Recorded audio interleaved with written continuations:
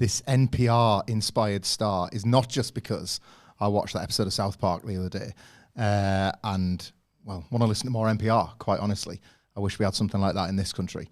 But it's to welcome you to a very special and very different edition of WrestleCulture, an anything but wrestling edition with myself and our beautiful producer.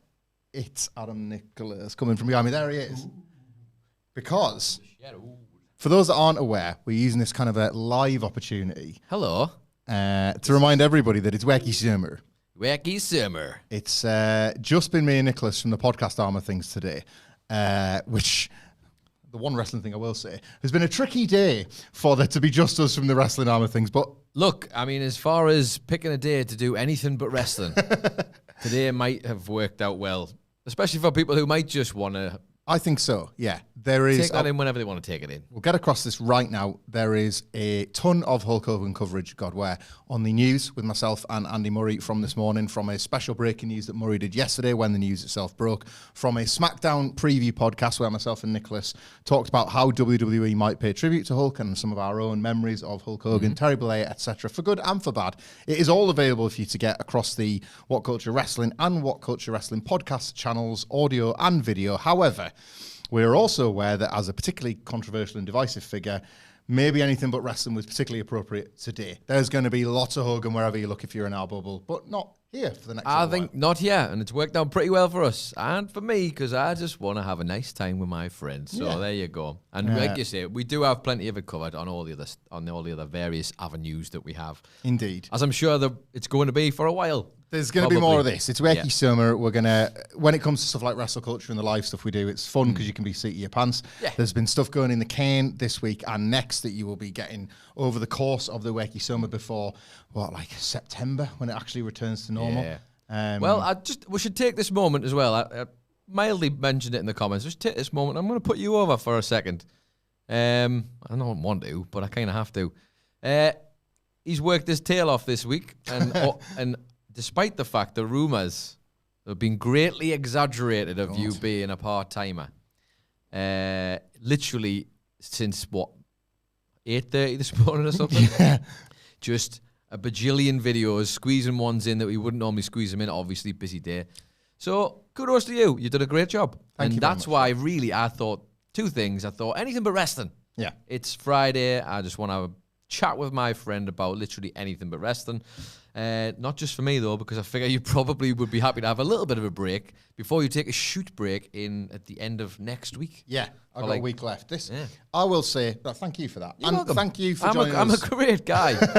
I'm humble, too, is what I like. Thank everybody for joining us today. In the comments, we're going to get to the first comments and questions, the regular WrestleCulture crew. It's always awesome to have you along. Thank you if you left us a question in the Twitter thread we put up for this podcast. And thank you for your own involvement in wAcKy Summer, because we very much, all four of us, I think, appreciate you sticking around over the summer because, I mean... Mostly them three, but, I'm here too.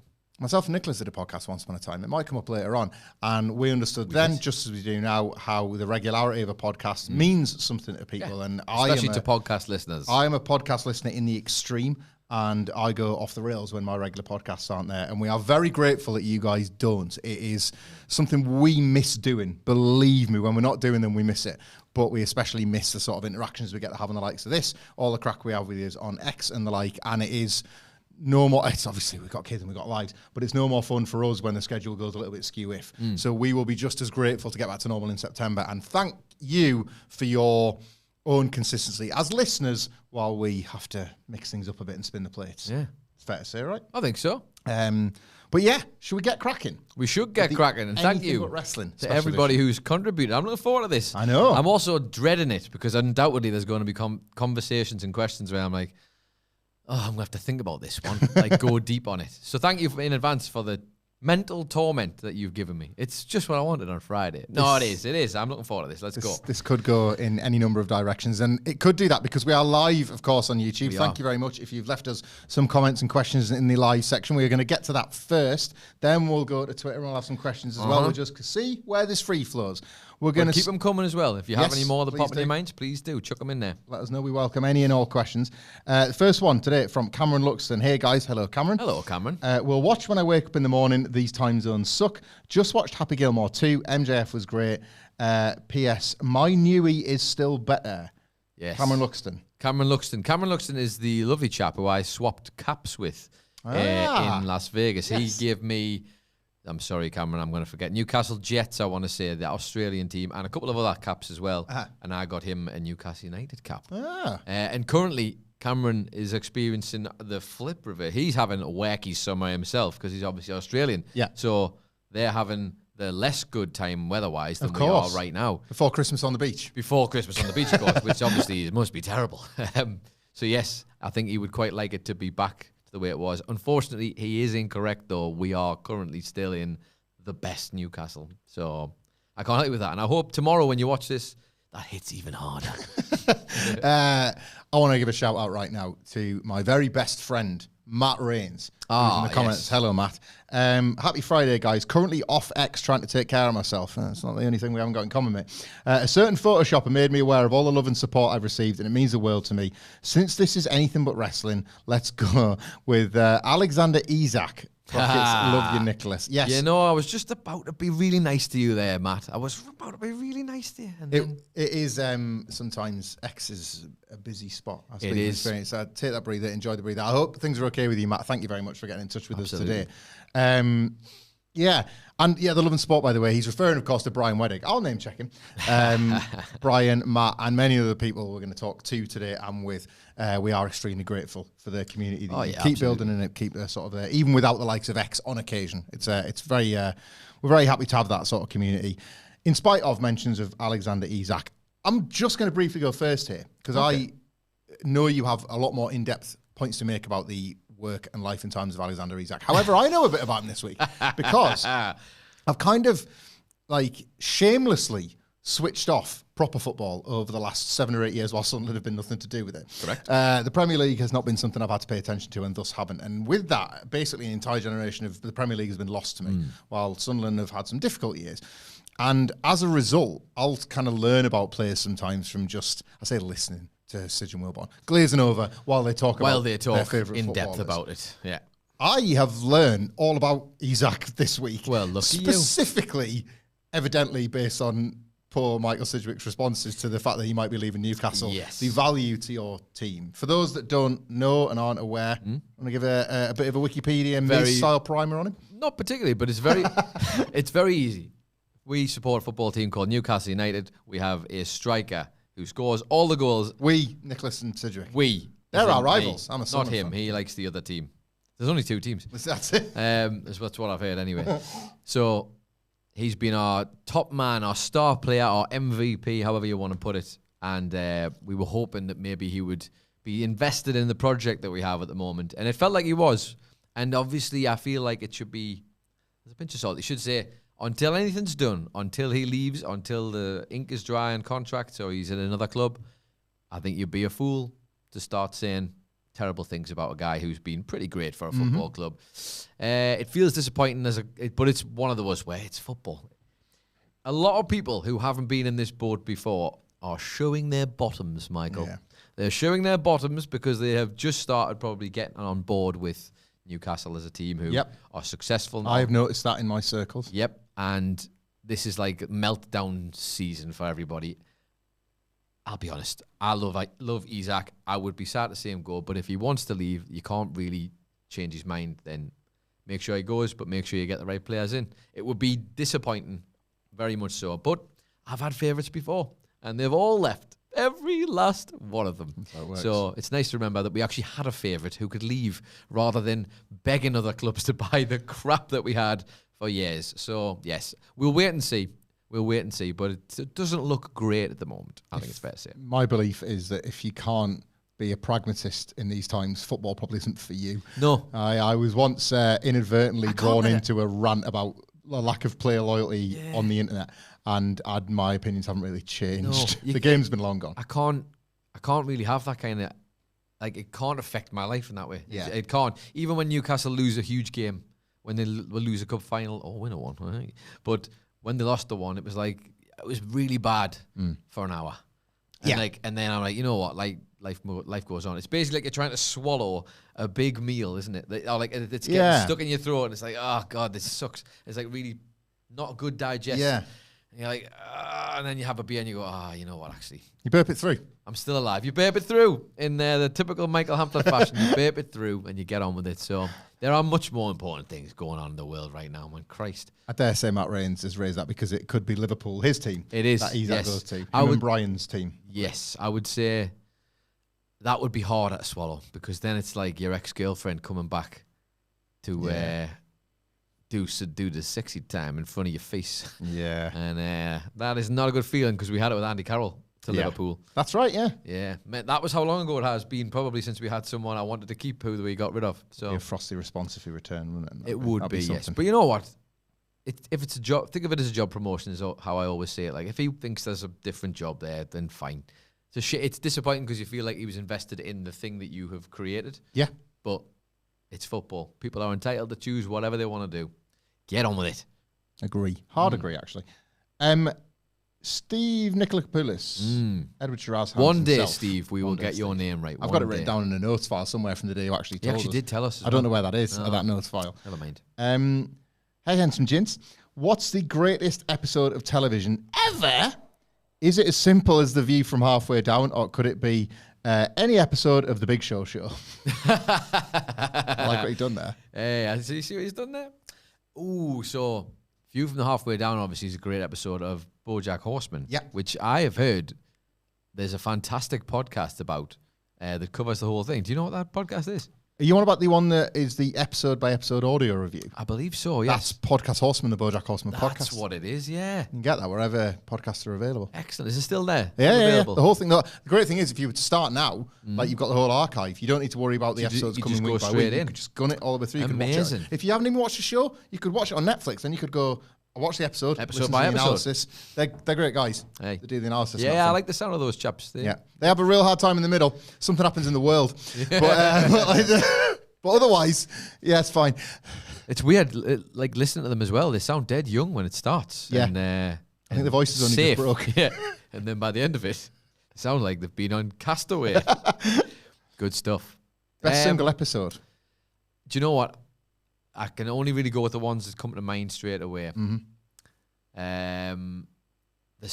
For starters, there's lots. There's too many, obviously. Telly, prestige telly in particular, it's just great stuff, isn't it? The one that immediately came to mind was there's an episode of Mad Men called The Suitcase, which is just this iconic moment.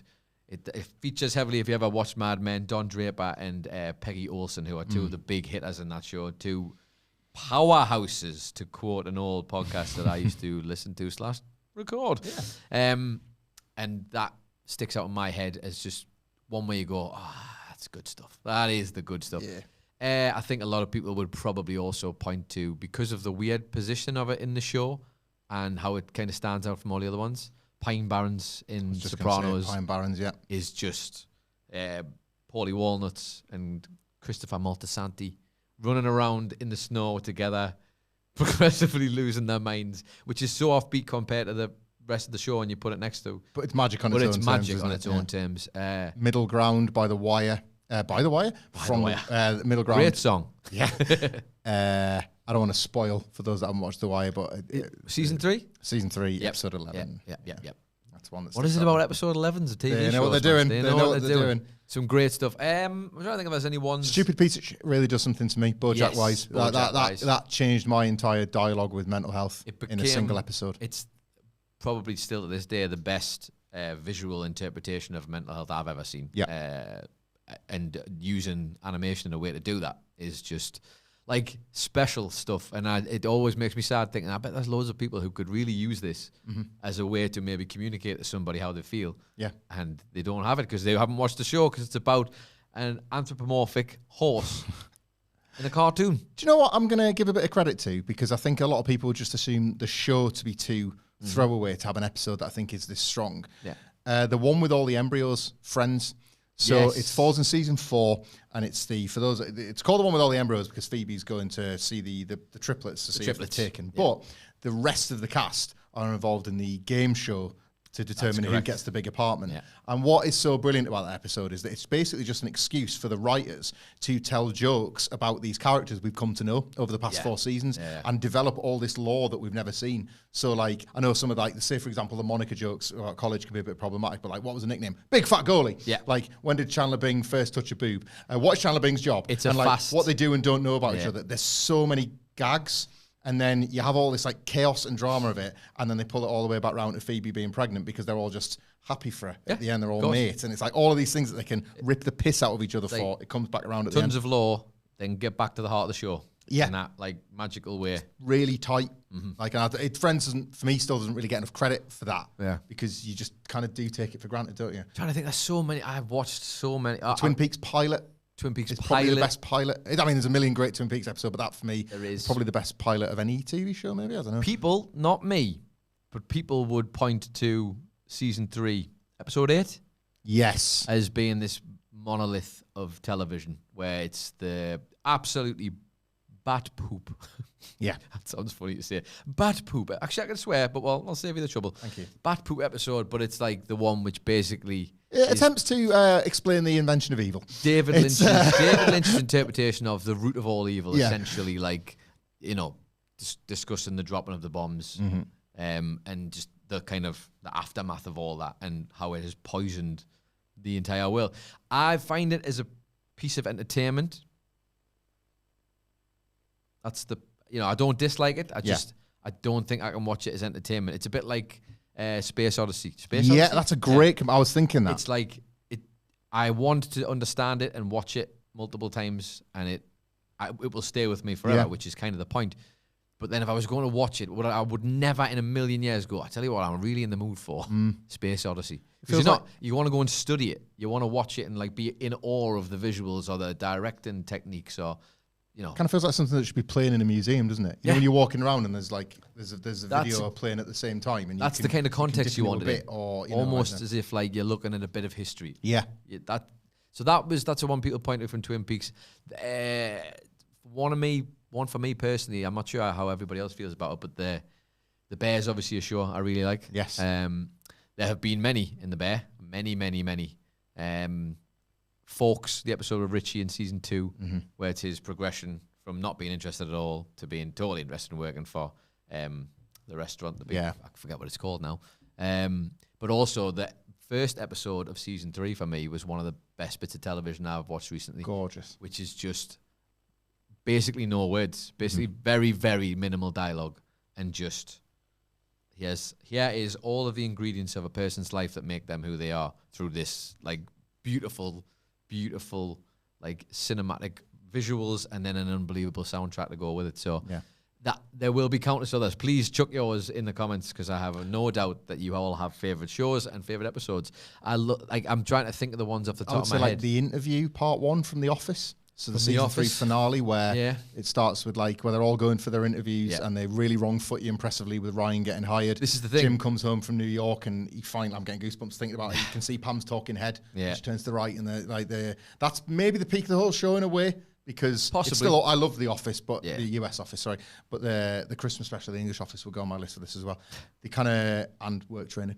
The only way is sort of down for your biggest payoff. So then it has to become about a lot of other things, doesn't it? Yeah. Trying to think, you know, when you think, oh, am I doing a show a disservice? If I think of any more, I'll let you know. I think we've done quite a good job there of covering some ones. Well, have we? I don't know. Tell me. Let us know. I suppose. Let us know. Yeah, let us know. Because this has got to be the most subjective. Of course. Pile. Yeah. No, but for all of us together, because it's like, this is my favorite. No, that's the best. This feels like the most show and episode. Yeah. Somebody could hate an episode of the show that you love the most and so on. The episode of The Bear with the family dinner. That was its moment where it became incredible. A prestige thing, didn't it? Yeah. Johan B has been on. Hello, Johan. Hello gents. What do you great one for you, especially this one. What do you consider the best and worst Arctic Monkeys album and song? Oh, hello. I don't know how long you got. Best and worst album and song.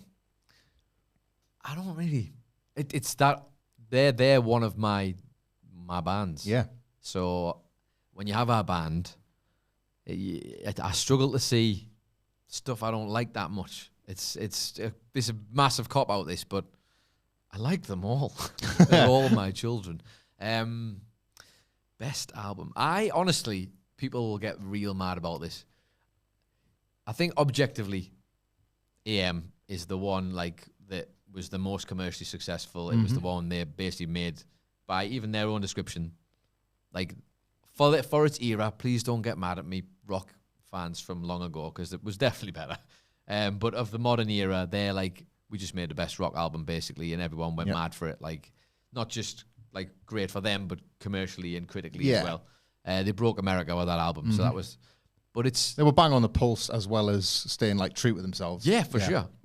However, I think some of their most interesting stuff. I'm sorry, Get the Knives Out is the 2 albums that's followed. Honestly, I love the car so much. Man. The car is phenomenal. Tranquility Base Hotel and Casino is an album that I remember listening to and thinking, oh, everyone's going to hate this, but I absolutely love this album.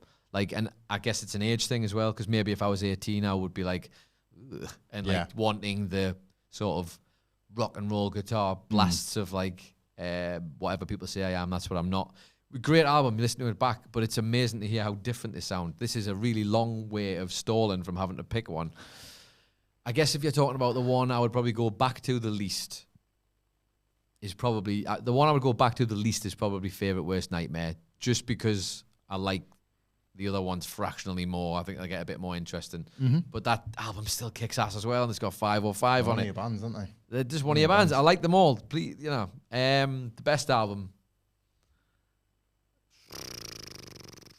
I'm gonna pick. It's one of the last 2 for me.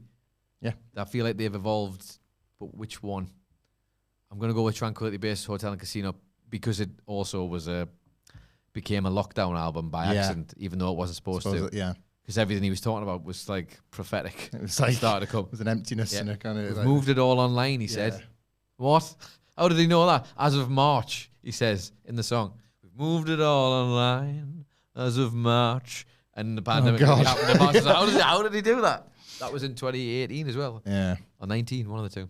I don't have the expertise with all the albums that you have, or the experience with the albums, but mine sort of tops and tails. My favorite Arctic Monkeys album is The Car. Yeah, which I really thought you weren't gonna like. Loved it. I was so sure, because I just didn't think. Caught me in the right mood, maybe. I don't know, possibly. But loved it. But just out of nothing but naked nostalgia for a time in my life, and the existence, success, and usefulness of MySpace. Red Light Indicates Doors Are Secure sums up what there was to love about that album and that moment in time, and having them play at my student union. And you did get that. You got the experience that as well, didn't you? Very lucky to catch that. Saw him at the Head of Steam in town, and those little memories are attached to that song in particular. It was so rough around the edges. Favorite song theirs. I can't do least favorite song. I honestly, none come to mind, and I'm not just doing a bit. I literally can't think of any. Favorite song of theirs. I mentioned it before, and I guess I'll give it because I gave the album poor. Something about 505, man. Live and at home, probably. Just something else. A middle ground, I don't think they achieve enough live these days, 505. One of the few that actually skews the tightrope that they're struggling to walk. Yeah. That's the biggest thing for me as well. I tell you what, that's my least favourite song. The fact that they cannot figure out how to do a live show anymore because they're trying to please everyone and end up pleasing no one. Correct. They have no... I have went to see them on 2 tours. Sorry, I know I'm taking up space here, but I don't care. It's anything but wrestling. I went to see them on 2 tours, for the one for Tranquility Base and the one for The Car. And cumulatively, out of those, I have heard, I think, 4 songs from Tranquility Base and 4 songs from The Car. That's not acceptable. When the prices of the tickets are going up, I want the whole, I expect the whole album, maybe minus 1 or 2, and then all the other hits. I just went to see Kendrick and SZA the other day. 46 songs they played, Alex. So, come on. Money's worth. Get your finger out. Get cracking. Speaking of not getting any money's worth, Mr. Jeans. Mr. Jeans. Hello, Mr. Jeans. Hello, Mr. Jeans. To say, what is this not wrestling that you speak of? It's this. It's this, apparently. Mr. Jeans. It's rarefied air, because they obviously are very strict about always talking about wrestling and just wrestling on these podcasts. They definitely aren't getting longer by the day. I will say, to sort of, because he's right. I love Mr. Dreams, because I love Mr. Jeans will too. forever. It's become a bit in our office now that somebody does it. Mr. Drink. There you go. As an illustration of what this has become. That is born of a running gag as we were all going gradually stir crazy on the first ever What Culture World Tour. Yes. Mr. Whatever, and that's where Mr. Dreams and this, and it's nice. Whenever I think about that. You've also forgotten a bit of your own law here, I think, as well. I wore jeans. You wore jeans. Which you laugh at because you might think, well, everybody wears jeans. Not this guy. And not all the time. Barely ever. About a 10-month-a-year shorts guy. But he went. Can be, yeah. But that was a relatively new thing. That I don't think that was always been the case with you. Definitely in the summer. Definitely the summer. I've gone through phases because obviously when I invented big coats in 2018, yeah, which was a good. That was a big moment for winter winter wear, of course. But yeah, or the culture in general of like coats for sure. Shorts and me have got along more. I don't want to get too deep here, but like very obvious impacts of climate change. I run hot, as they say. Yep. And you and me both, pal. Yeah, and it's we won't for much longer. These visuals will one day be departing, but we work up a hill right now. Yeah, and the old trek up this hill to this building I will not miss. It is not a pleasant one, that's for sure. Yeah. Was there a question in there? No, you just said what is not anything but wrestling. Oh, well, Mr. Jeans. Mr. Dreams. That's my favourite question. I just wanted to put over Mr. Dreams because what it makes me think of whenever I see the name. Steve Nicolakopoulos. Ooh. Back in the game, baby. Podcast Horseman Legends. Ooh. What jobs would you assign your What Culture colleagues if you had a choice? Like Sidge being a pro basketball player or something like that. You know what you did there, hey, Edward Shiraz-Hans. Hey. You are right. That's funny though, isn't it? It's a short thing, isn't it? I couldn't play basketball. Well, I could play. I've got a good leap on us, but I also had a handy free throw back in the day. You know. The problem is I can say that for sure. Secret sport man. Ask Matt Rains. He knows all about it. Read all about it, boy. I can jump, but I ain't tall enough by orders of magnitude. so even though if I had the leap, but I also had the height, maybe. But unfortunately, no. Well, sports on the ground. That's my vibe. How about we back and forth this? Okay. I'll name you a colleague, you come up with a job for them, and you name me a colleague. All right, and let's establish. Until we've kind of got to everybody. Establish now this very important rule. Yeah. Are we being bastards or are we being nice? Dealer's choice. No, come on. No, I'll be nice. I think it's nice. I think it's nice. The whole vibe of this is nice. That's fine. If you want to be nice, that's fine. I'll put the knives away. Because I've got a bunch of like funny answers there, and then a bunch of like, he's got a successful in life because he does a thing. Well, I'm Italian, but there you go. Well, they're nice Italian guys. Yeah, that's what we're the nice Italian guys. With a family before Stacks room. Yep. Okay. I'll start then. Go on then. Adam Wilborn. Go on then. You're giving the name. Job, and you give me a name, and I'll come up with a job, and then that'll get us through the guys. As you can tell, we're very good at this. It's anything but wrestling. We used to do a podcast together. How the hell did we do that? A job for Adam Wilborn. That isn't this. I know exactly what the job is. It's already been filled, but I would easily have watched him transition from working in this job to fill Gary Lineker's boots at Match of the Day. Yes. I think he would do that. No problem whatsoever. Obviously, he has no sporting background to speak of. I've played five-a-side with him, and he's actually quite decent. But he's certainly not a professional footballer. But he could do that job standing on his head if that was part of the remit. But I feel like the people they want to put in those slots tend to be already established presenters, as we're seeing, or previous sports men or women. Good one. Yeah. Good one. So you fire a name at me, and I'll try and come up with a job for them. Phil Chambers. Oh, man, what can't that guy do? That's the question, and I'm still trying to find out the answer, but when I find it, Phil. This is the thing, isn't it? Because I'm tempted to say Prime Minister, because he's such a...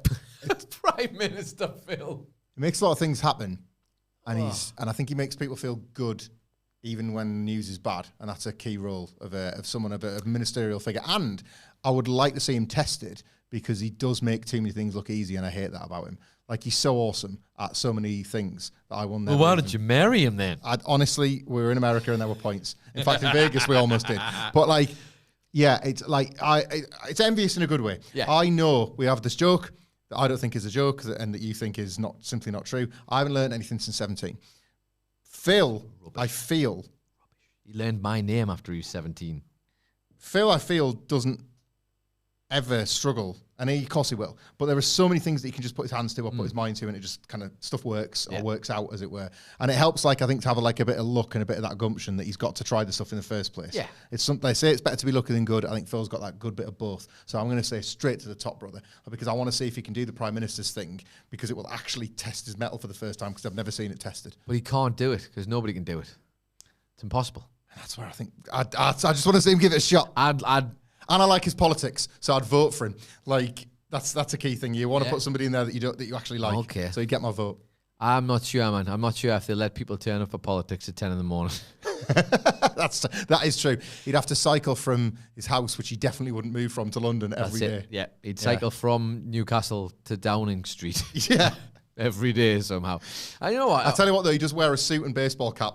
Well, that's the one thing that would be good, because he'd be the Prime Minister who was the corporate rattlesnake, for sure. He is an incredibly talented person, and it's amazing to see how many times he can just do a thing. He's like, you know, when you meet a guy who's like, brain is like engineer based. Like they could look at a thing and just go, I want to know how that works. And they just understand why that thing fits there and that's there on pretty much anything. Yeah. Whereas me, I want to know so bad, but I don't want to spend the time figuring out how to know.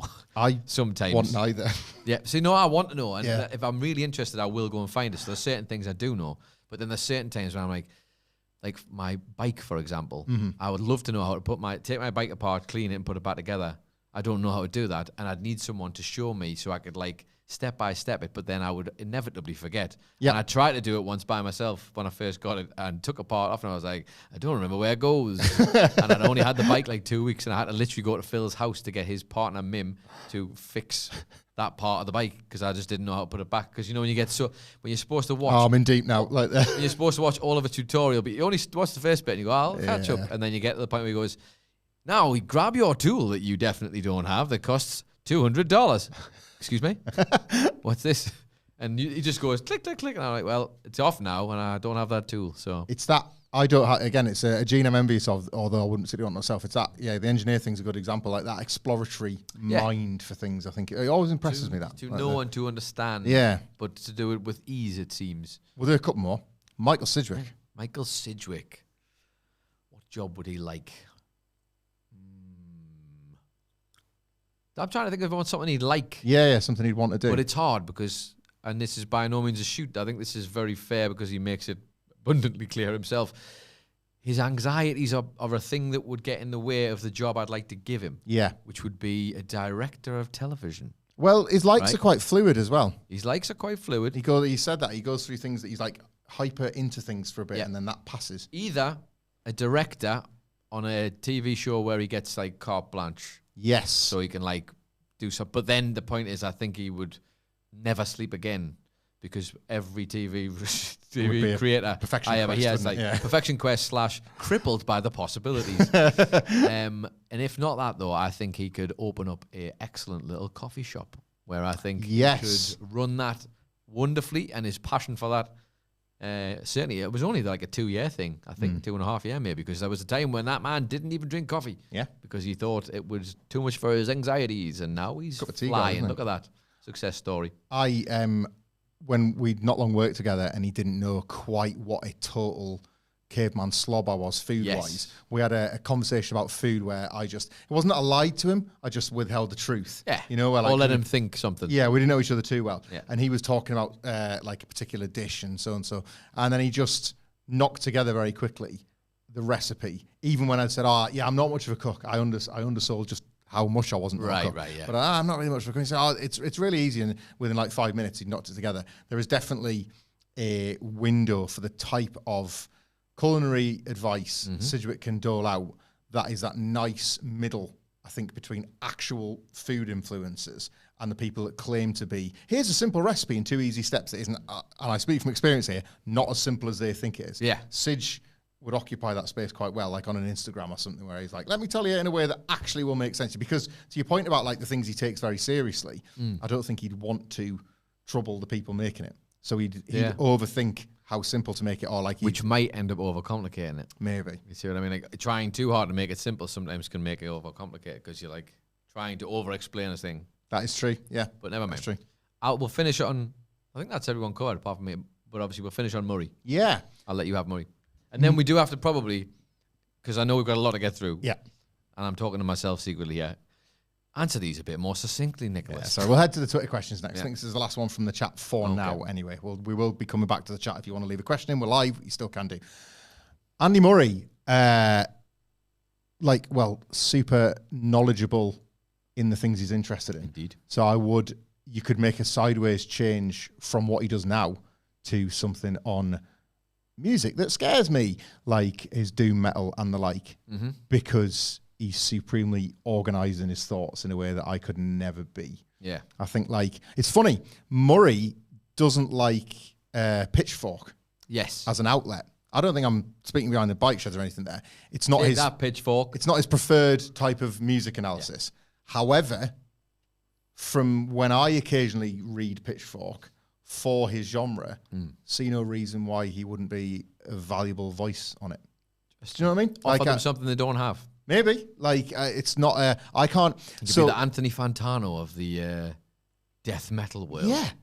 Like, I'm going to give him that branding when we get downstairs. There you go. We talk about music all the time, and I have said this, like, on various other podcasts. I don't know anything about music on a technical level. I speak about, when we have a chat about a song or something, it's like an emotional response to the... What does it make you feel? How does it make me feel? Yeah. And maybe, like, there's a bit of historical context or a favourite artist or whatever, how it can link to a previous thing. But I kind of... That's why I've always got a funny thing about critique. Well, I view and analyse music much the same way I do wrestling. It all starts in there and has to come out. And then, like, I can't really explain or understand why a chorus is technically proficient, but if it makes me feel some kind of way, I like it. It's like when you know the difference between, like, people would poo-poo pop music because it's like, well, you're just using formulas to play this song. And I'm like, yeah, but life is short and so am I. And if it's a case of I can wake up and a song comes on and I go, oh, that's got a hell of a beat. Like, my life, as I'm sure many others did, and maybe not everyone, I don't want to speak for everybody, but when Espresso came out, the world correctly was like, well, that's a hit. That is a hit. And you can't choose them. You don't get to pick them. Sometimes someone gets it right and you go, that was made in a lab for me to like. Why would I not like that song? Well, yeah. Even if you don't have to like the artists, you don't have to like anything. Maybe you love the artist. It doesn't matter. But yeah, formula-wise, sometimes stuff was just made to sound good. So I like this song. Lean in. You know, it was made for your happiness. Life's only inevitability is death. You can also make the most of it when you're alive. Like your cool stuff as well. It's crazy how that works. You can have both. It's crazy how that works. Do you know what? We're going to stay in chat here because Mark Lee Willis has followed up, and he's got a great suggestion for his own answer. What album, film, or both has helped you express how you feel in the past? Paramore's After Laughter is mine. What a shout, by the way. Great album. Also, what is your favourite ever quote? I guess like influential art. Yeah. Give me the first bit of that question again. So you said what album, film, or both has helped you express how you feel in the past? Right. Okay. So I've got to tread carefully here because we are doing a quiz at the end of this, which I don't think we've explained to anybody yet, have we? It's a bloody good quiz. It's a bloody quiz. Different one. Should we give them a heads up of what? Yeah, the quiz we is can do. Be like? Mm-hmm. So instead of the usual 10 questions between the two of us, which obviously wouldn't work, we're going to test our knowledge about one another. Do they love each other? Or are they liars? Is this all a fiction? It's both, obviously. I'm going to ask him 5 questions about me, and he's going to ask me 5 questions about him. Yeah. We're going to fail them all, and then we're going to go home questioning why we've been hanging out all this time. It's going to be great. So I have to be careful on some of the answers I'm going to give, because maybe they might tread on the toes. Okay, yeah. It means I'll have to make another question up on the fly, but express how you feel. I hate this, Mark, because it's such a good question, and the worst thing is I'll remember it as soon as we turn the microphones off. Yeah. The big one. Yeah, that's the thing. It's like... So, I can't talk about one of them because one of them is definitely in here. And that's probably going to happen again because I'm sure there'll be more film questions floating around. I don't know if it's ever to describe exactly how I feel. Do you know what I mean? I've listened... Frank Ocean's Blonde. Frank Ocean's Blonde. It's a bland answer this, but it is true. Got me, and apparently a lot of other people.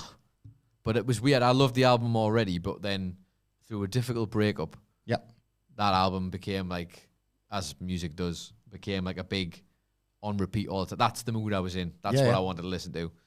And there's a song on there called Self-Control, which is all about like unrequited love. Yeah. Almost like in your bones. And it wasn't even my situation that it was different to what I was going through, but it was the idea of like lost love or like whatever. So that album was probably a one at the time of like, that's a nice zone. Rather than how it made me feel, a nice zone to be in when you're in that kind of headspace, right? Or like, or before I go out for nights out sometimes to get myself in the mood. On the other side of the coin, Strokes. Is this it? And we have a running joke between myself, Hamflett, and Josh Brown, where I'll just message them the track Barely Legal, because it's the song that I always play that first from that album and then shuffle the album and just go from there. But it's fired up from there. Get fired up, yeah. I've got two, and the night out one is where I'll start because the second one's a more serious answer. But Pandemic, when you introduced me to the 2020 album of the year, 2011's Computers and Blues by The Streets. Yes. There was a song on that album, by which point the Streets were no longer the commercial giants they'd once been. No. This was like a bit of an Adam Nicholas deep cut. And I was like, yeah, whatever the Streets. Listen to the album, as sad as I'd ever been about not being able to go on the piss and go out on nights out. Yeah. And without thinking, a song specifically about On the Hoof deciding to go out on the drink in a period, the longest period of our adult lives where we nights out, big spontaneous nights out. Which you literally had to book to go to pubs. Yeah. When I was discovering how much I loved this song, the realization of that fantasy come true when you could turn that song into magical. And I should point out, that album came out in 2010, I think. And Sorry, 2010 was it, not 2011? No, but it might be one of the two. I wasn't trying to do you over there. I was just meaning the amount of time since it came out. And it finally took me, after all those years, I managed to find someone else and go, this album's actually really good, you know, like, you should give it a listen. And then you did, and you were like, there is no better feeling than when you give a rec and it comes back like the response is even bigger than you thought it was going to be. You're like, I thought you go, oh yeah, it's quite good, that, and I like this one. But it was just like, stop the lights. Stop the lights, boy. It's like, this is, boom, unbelievable. And then same with Josh Brown as well. So there is my serious answer. Oh, yeah. There was an album I already loved and had loved for like the fat end of a decade. There's a band called The Cribs. I've never heard of them. I'm quite a fan. And they had their third album, Men's Needs, Women's Needs, whatever, which at the time was, and this pisses me off, was something they were doing that a lot of other bands weren't, which were trying to highlight the kind of disgusting sexism and misogyny in an industry ran by skeezy men that was then weaponized against me by the lads in the office who like to banter me off by pretending that the Cribs have a song called Men's Rights. They don't.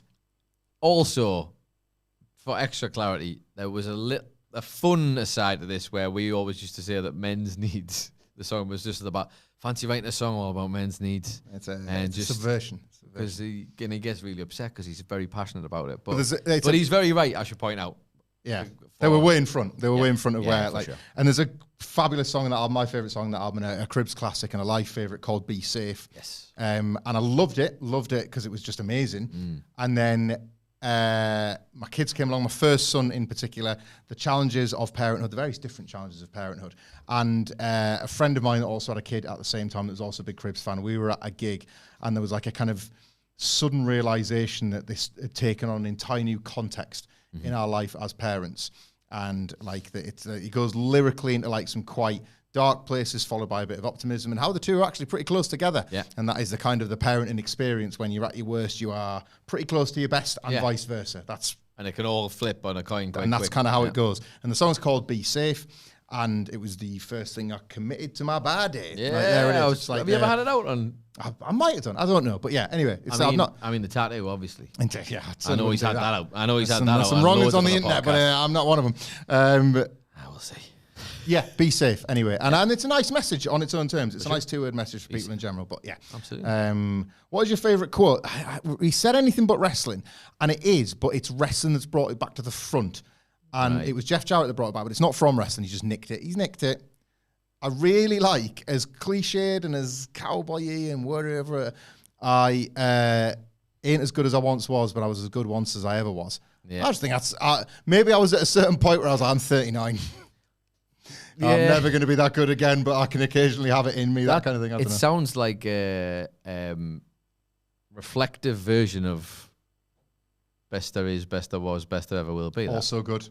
That's what it sounds like. But I heard there was no wrestling on this podcast. Anything but wrestling. Anything but wrestling. I tell you what, I'll come back to the quote because there are a bajillion. I think I've still got a thing of notes in my phone. Great, okay. With quotes on them, but the best one off the top of my head, it'd be hard to say. Steve Nicholas has popped back in with one last question, which I will answer first, and then I will get an answer for you, and you will see why. Okay. One last question. How would you celebrate your 40th birthday, which is definitely both in your futures, not your past? I'll tell you how I would celebrate my 40th birthday, hypothetically.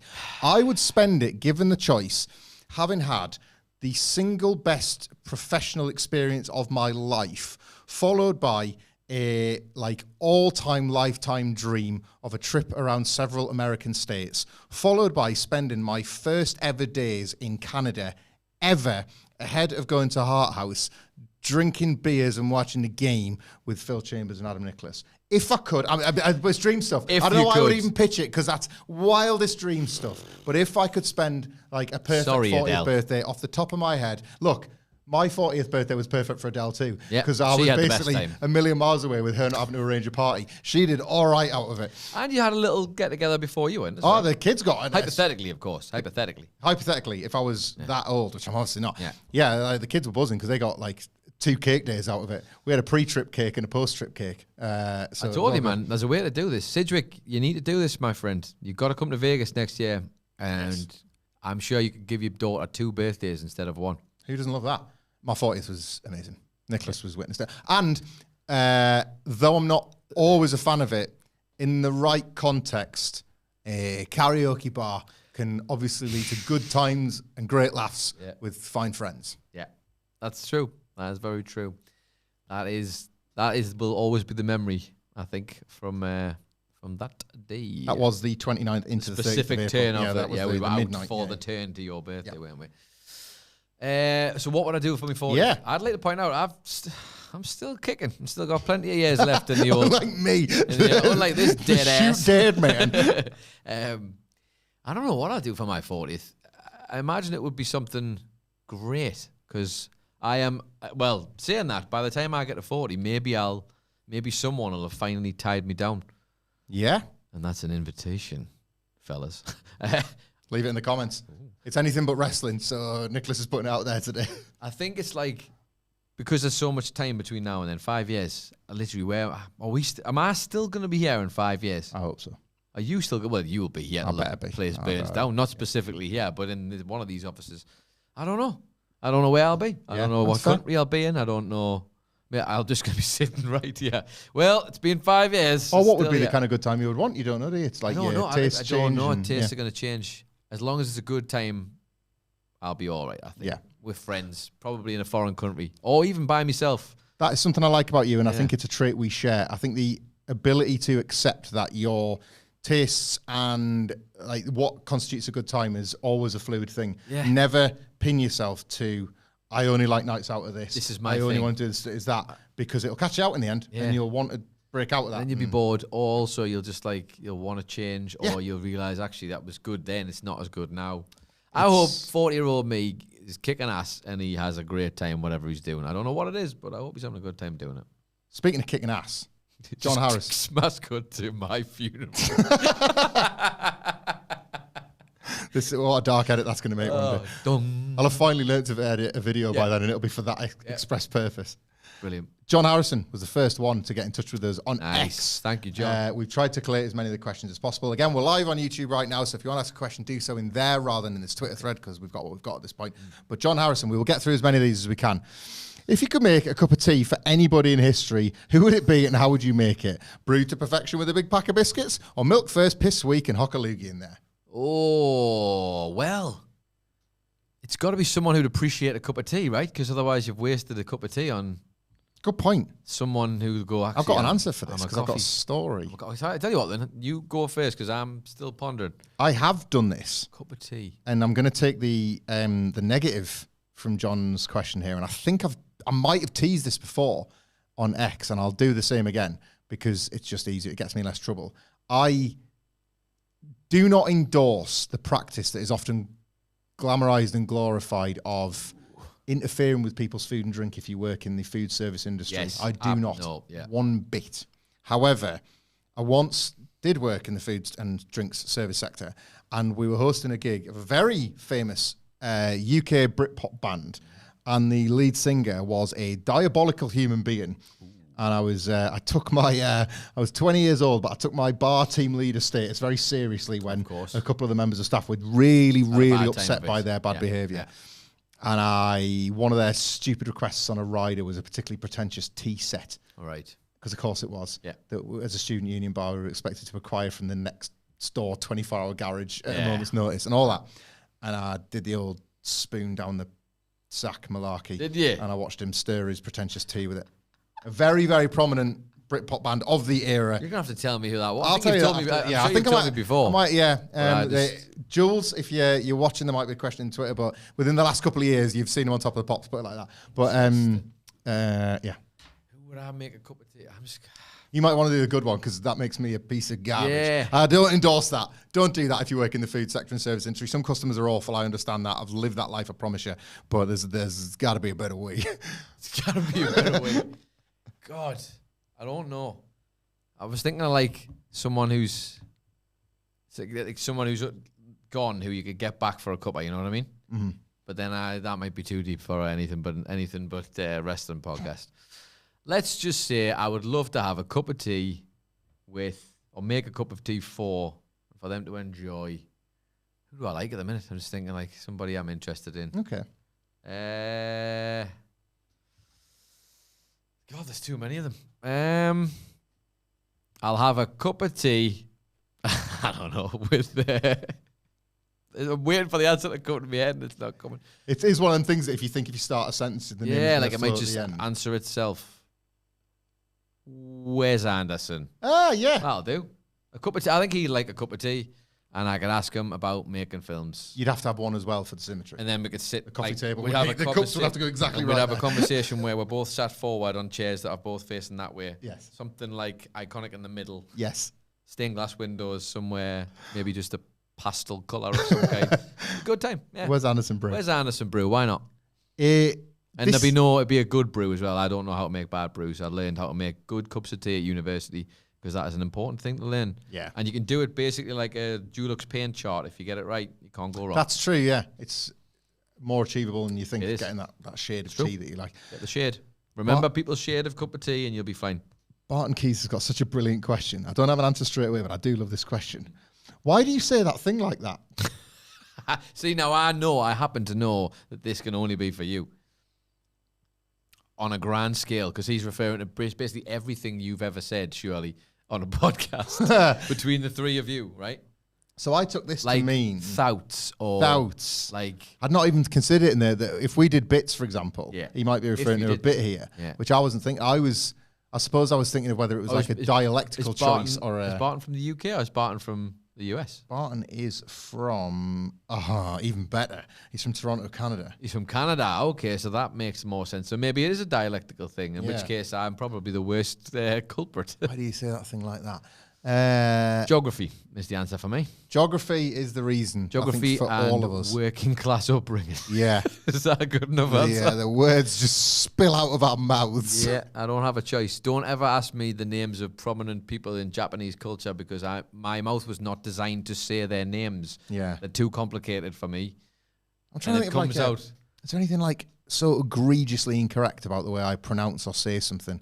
You know, like sometimes there must be words. I tell you what upset me. You said, I've just thought of one. But you're a mum guy, aren't you?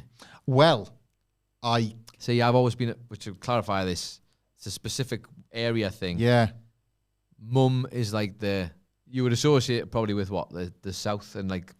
Yeah, well, in my case, like the sort of like North Yorkshire area, like it's actually mom in the Midlands. Mom. Like if we enter the Birmingham area, mom. Yeah, like some mom. I flip between mum and mom as a result of living up here as long as I have. Yeah, I remember hearing you say mum though in a sentence, and I was like, yeah, what happened? I have this thing. Used to be cool. I grew up in one place. I was raised in another. I've lived up here the longest. Yes, and I've got an accent that, as a result, does that. And I definitely, it's built into my people-pleasing nature. It morphs based on who I'm talking to. I think that's a natural thing, but it definitely morphs with the group I'm with. I've heard you speaking Irish in Ireland before. That was a mistake. Yeah. But I really didn't mean to, and it just happened. But I tell you one that I never, ever settle on, and I just should, because I think I even know what the right one is. But the amount of times I catch myself saying Bowie and Bowie. Yes. And I don't seem to have my brain can't just settle on one. Shall I make it easier for you then? Please. The answer is, it's both. because it's Bowie, but he called his kid Zowie. Is that right? So by his own admission, obviously he made the name up, right? Like David Bowie. Of course, yeah. Made up, and he said he imagined it coming from someone in Scotland somewhere, but I don't think he ever. Like, that wasn't as settled. Bowie is the one that people go for. I would say if you're a music knower, a ball knower, people go Bowie. I actually did an interview with Miles Kane once, and there was a question I wanted to ask him about David Bowie. So I was like sitting in my room before I went, going, Bowie, Bowie. Because I knew I was going to say Bowie, and he was just going to go, you mean Bowie? And I was like, ugh. And I got it right, but I was literally sitting in the room going, Bowie, Bowie, Bowie, Bowie, as much as possible just to get it in my head. And because that's the one that's accepted. But he himself has said, like, it could be either, it doesn't matter, really. There's that sample, isn't there, on that Milo song, where it's that American guy reading out all the list of musicians that are at the time. And he goes, David Bowie. And Bowie. I always think of that as well. Yeah. David Bowie. Yeah. So that's nice. I feel better that it's either. It's Bowie would be the one. Bowie. Go for Bo. I'll try but Bowie. You can do either. It doesn't matter, I think. Owen Hale. We are going to try and not go long on all of them. Flying out to America in a few weeks to meet some friends who've been working out in a camp for the summer. Question 1, what's one place you'd recommend someone to visit? Number 2, what's one place you'd like to visit? Can be America-based or worldwide. So question 1, maybe we try and keep this based on our actual experiences. I can keep this brief. One place you'd recommend someone to visit? In America? Yeah. Chicago. Good shout. Yeah. I will cheat a little bit and say just over the border to Vancouver. There's loads of places, by the way. Do them all. I'm just trying to keep it short. Do them I all. love American cities. Yep. You got it right somehow. I want to hit every state once before I die. That's a thing I've got. That's the dream. But hopping across the border, Vancouver did something to me. Inclusive of the Coyotes in Stanley Park. In spite of that, Vancouver is excellent. It moved me in ways I didn't expect. Anywhere else? I mean, I've had loads of places. I did a few of them. Well, to that point, what's one place you'd like to visit? Can be America-based or worldwide. Mine are all America-based. I've been to 13 states, so that means I've got 37 to do. That's how I look at it, genuinely, at this point. Easy. This job we've been immensely privileged to be able to go to some of these states as part of our jobs, which is brilliant. And then in the case of this year, was able to stick around a bit longer in a few of them. Would want to do more of that for as long as I can justify. What if the great, wonderful people in the pyramid are watching us right now? Where would you say you'd like to go? I don't want to go to Las Vegas, Nevada. Every goddamn day of my life. Anything's possible in the pyramid. Thank you, Luxor. Shout out to everything. Luxor. Love you guys. Hope to see you soon. Tokyo, Japan for me. Nice. I would like to do that. It's been on my list for a long time. And it's the only place I think in the world I have thought I might have to go with someone. I'm happy to go traveling by myself, but Tokyo, I think maybe go with someone. Yeah. But I'd be happy to pick Benno's brain, actually. I know he's not been in Japan, but I mean going solo to a country where the language barrier is a bit graver than maybe, say, going to America or going to Italy or going to Spain or whatever, you know. Well, no, yeah, I've got that. My brother lives in Thailand and we're going out there on a holiday in a couple of weeks. I'm nervous now, but upon seeing him, I will immediately feel relaxed. Because you have some backup. Yeah. Absolutely, yeah, for sure. But yeah. Tokyo, Japan, there's just so many things I love have emanated from there. Or even like Kyoto outside. You know, there's lots of different places I'd like to see, but Tokyo is the one if I had to pick one. I know. I'm trying to keep it anything but wrestling. I would love to go to the Tokyo. I would love to go to the Of course. I mean, iconic, you know. Who wouldn't? One of them venues. Yeah. Definitely want to tick off. Jules. Shout out, Jules. Hey, Jules. Hope you're watching live. Your absolute definite quote will get me on the dance floor track, please. Brackets. And why is ska always the genre to make everybody dance? And then the second question. I cannot wait to hear your answer. Outfit / item of clothing, including shoes, that when you wear it, you feel the most awesome, amazing, and incredible you could possibly be. Birthday suit. Nice. No, not really. Actually, no, I don't mind my birthday suit, but yeah, not the birthday suit. It's good to be body positive. What's the... Get me on the dance floor track. Get me on the dance floor track. There's tons, yeah. But I think I can give you a very easy... I'm in the spirit of trying to keep this shorter. This must be the place by the Talking Heads will get me on the dance floor. Nice, yeah. I'll be on there straight away. Or there's another track when it's the summer. This is a bit more of a slower but a dancey like vibe. A track called Why I Came to California by Leon Ware or Leon War. I can never remember. Having your Bowie moment there. Yeah. that song I heard 2 summers ago, maybe. And it's just one of them ones where the sun's out. That was a walk to work song. So it's the same vibe. It came on in a bar once and I was like, how do they know about this song? And I just immediately was like, stopped. I think I was with Phil and Amy Rippier. Shout out to Amy Rippier as well. And just basically was like, stop. I'll be back. And just went to the dance floor. Need a minute with that. Straight away. All My Friends by LCD Sound System. Oh, good call. We've done it. Maybe not on a dance floor, but on a human dance floor. Yes. Yeah. But as it's not as common in the indie discos that I used to frequent, it's a Route 1, but like This Charming Man by the Smiths. Yeah. It serves as a karaoke safety bet as much as a dance floor. Absolutely. It's that, the point about that, like, it's that feeling that makes you like almost run the dance. You need to get there right now. It can be like the first couple of chords and you're like, yeah. Just like drop your drink or neck your drink and run to the floor, or take it with if you want, but it's probably not going to come back in one piece. And as recent as about a month ago or whenever it was, although not in anywhere near enough bars and clubs, me and you went to see Fickle Friends live. We did. It is an act of vandalism that they are not the biggest band in the world. I said as much to her. Yeah. To Natalie. Yeah, we met her after the gig. And then also realised the next day I was like, is that a cruel thing to say to someone? I was like, I don't know how you. Every time we see you, I said, I don't see how you guys aren't the biggest band in the world. And then I was like, do you wake up the next day? And she goes, yeah, we're not the biggest band in the world, actually. And these guys just said so. So it's because we love you so much, literally, Fickle Friends. You are the best. If you are a fan of polished pop music, go see Fickle Friends, man. You will have the best time. Especially if it's the summer. Whew. Oh, it's perfect. Perfect summer vibes.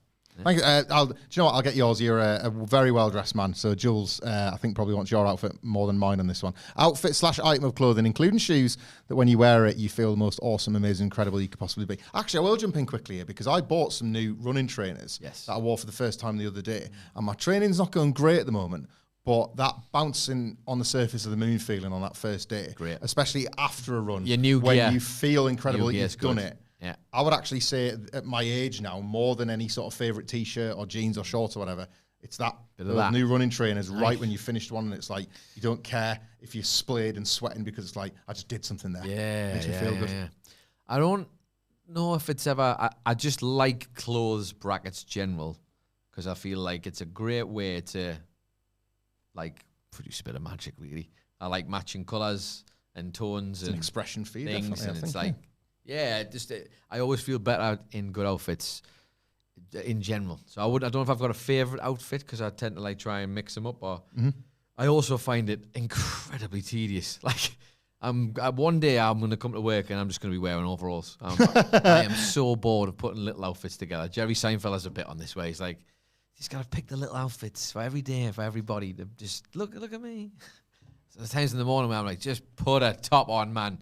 Get on with it. God, but I'm like, this is like one of them disturbing truth videos we do. but I'm like entrapped by like, well, if I put that on, then the shoes don't go with that, and I'm like, great. And then I'm trying to get better with just wearing a smorgasbord of clothes that are different colours that don't fit, and then I leave the house and I'm like, you look like an asshole. You look like a 5-year-old, Drew. What the hell are you doing? Where's all the rhythm? It was some day in the office when Christian Cage had to ask the question, what would make me look like the biggest dickhead now that I've turned heel? And we found a like for like of an outfit that you've had about a year earlier. I did love that. I, as you may have gathered, I like a turtleneck. Yeah. I think it's a great little addition to any jacket that will make it just a bit more.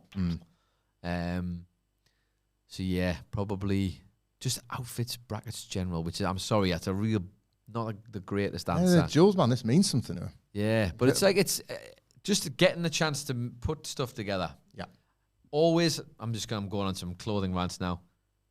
If you get sunglasses, I understand expensive sunglasses. I have owned Ray-Bans before. I have owned God knows what kinds of different sunglasses, and I have broken most of them. So my quote, maybe not my favorite quote from somebody else, but from me, damn it. Why buy one pair of expensive sunglasses when you can buy lots of pairs of cheap sunglasses? Totally agree. That go with your outfits. Yep. And then when you get it all together, accessories, bits, boom, you're flying. Your sunglasses drawer, I've seen it. It's like when the Bond assistant I need to get rid of them. Closet and it's just like... I look like I've got the spares from an optician's now. It's like, it's getting ridiculous. Some of them are never going to get worn again. I add that sunglasses one. I'm not even a big sunglasses wearer, but that idea of being able to pair some, is great. It's a nice feeling.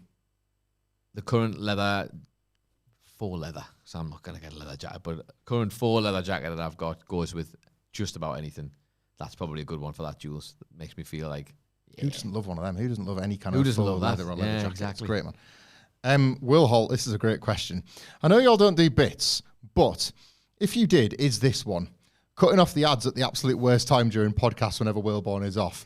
Thank you for the question, Will, and I can answer this directly because this is my fault. I was going to say I take up the role. I'm glad you took the bullets for this because I was reading that thinking... My bullets. I listened to that thinking, am I getting... No, these are my bullets. Got nothing to do with me, this. These are my bullets. I will own these ones. So when Wilborn in particular is off, but just generally, like I'll take the kind of the secondary spot of the background podcasty stuff. Doing stuff on the back end. Yeah, the back end stuff, the boring bits that Wilborn, again, just makes look easy as part of his all-encompassing podcaster role. Uploading and scheduling the podcast. Yeah. And I can't go into the recording software we use, Audacity, with the lightness of touch that Wilborn has got. And there's a feature within our uploading thing where you can just automatically activate the adverts. And I'm time pressured again as well because I'm kind of picking up his role rather than doing my own. So you have to kind of work quick rather than work. I'll back you for that. Man's been in and out of studios all day. And sometimes, much like myself, times when you don't have time to do the timestamps because you've just got another job to do. Yeah. And you're off. And it's damage limitation. Yes. Is what it is. So we'd rather get the podcast out on time and just because I know exactly what you're talking about. It'd be like I'm talking now. Maybe it's done it right now as we're speaking, but sorry about that. But Wilborn, as part of his general role, takes it upon himself to, and like to his credit, by the way, has made a point of like finding those spots, which is great. Yeah. But apart from on YouTube, when I'm trying to put like lots of ads in a 1 hour thing, because that's how you make money, and not all of them will hit, but some will be there. That's it. And the algorithms are so broken now that it's taken me a long time to get them in the right spot without it being an interruptive, which is the exact thing you're talking about there, Will. Only YouTube are actively trying to stop it while making your life much more difficult. So there you go. We've got a couple of editors behind the scenes, Ryan and Ben Roy. Ryan Nicholson. But otherwise, it is everybody that you see at WhatCulture Wrestling that does all of the boring bits as well. So sometimes we're in a bit of a rush. Brian Weddick. Hi, Brian. This touches on a little one, but Brian, we love you, and you've earned far more than a question getting answered, so we're going to do it anyway. Top 5 travel destinations, but only places you've never been before, and why those places. Right, okay. Throw some out there, I guess. It sounds like this is a cop-out. I promise you it's not. Yeah. States I've never been to, honestly. Yeah. And one that's gone on kind of to the front of my brain is that in the dream scenario where we do get to do Vegas as we would like next year, and the possibility of doing a duo, like Phil and Fed's bonus journey, potentially. I was there too, but whatever. Oklahoma City would go on the list because there's a good chance that they'll do well in the basketball. Right. And I don't have a regret that we didn't go to a game, but we were in San Francisco when we could have. And the tickets were like $300. Yeah. And I don't have that kind of money, but I love the playoffs. Well, you didn't at the time, certainly, because you've been away for ages. This is it, yeah. It would be a thing I would think of, and the Thunder feel like they'll be in amongst. You can't plan for it, but you just sense that they'll start saving your basketball ticket money now. Yeah. He says, so a week before he goes to Thailand. Yeah. So all the states that I haven't been to, genuinely. Yeah. So that's like 37. It's like America endlessly fascinates me. Mm-hmm. And the wrestling brain, anything but wrestling, means that I know so many of these cities by name. And there's like venues I want to see. I literally want to just stand outside and be like, that show was there. And it feels like a part of my brain has been completed in the world I want to see. Yeah, that's cool. I'm just thinking there. Tokyo obviously is one. Took that on there. I've been to France before as a kid, but I've never been there. I went to Paris with school, but I've never been anywhere else in France. Mm-hmm. And I don't really remember that much of it. So probably France, somewhere in France.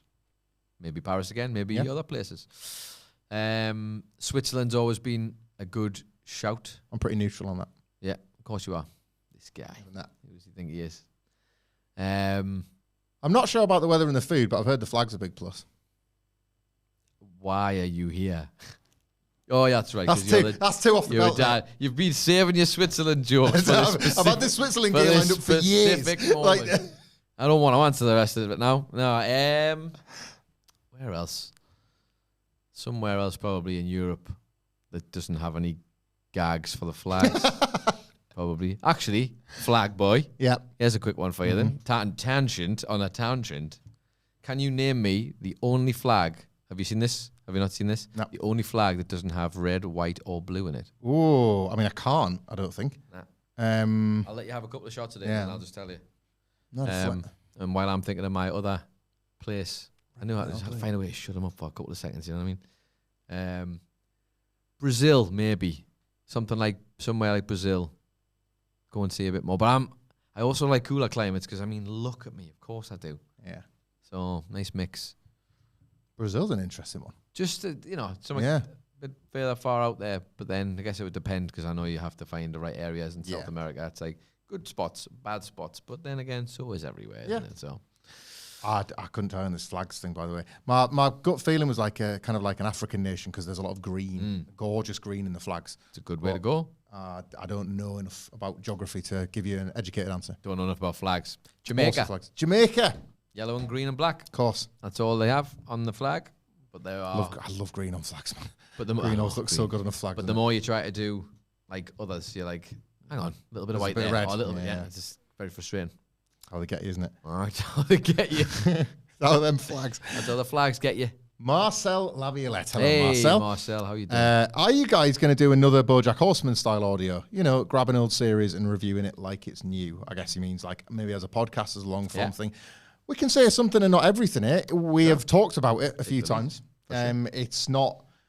It's really, really fun, but it is really time consuming. Yep. And like I kick up and boot off enough of a fuss about how little of my time is my own outside of these working hours anyway, not least with like the wrestling to watch and kids and that as well. But like aside from all my complaining, it's actually Nicholas that does the bulk of the work once we've put the microphones down. Yeah. And I'm very conscious of how it kind of takes from us in those ways. And that sounds like I'm being over dramatic there. It's really, really fun to do. Podcast Horseman was really fun and necessary to do.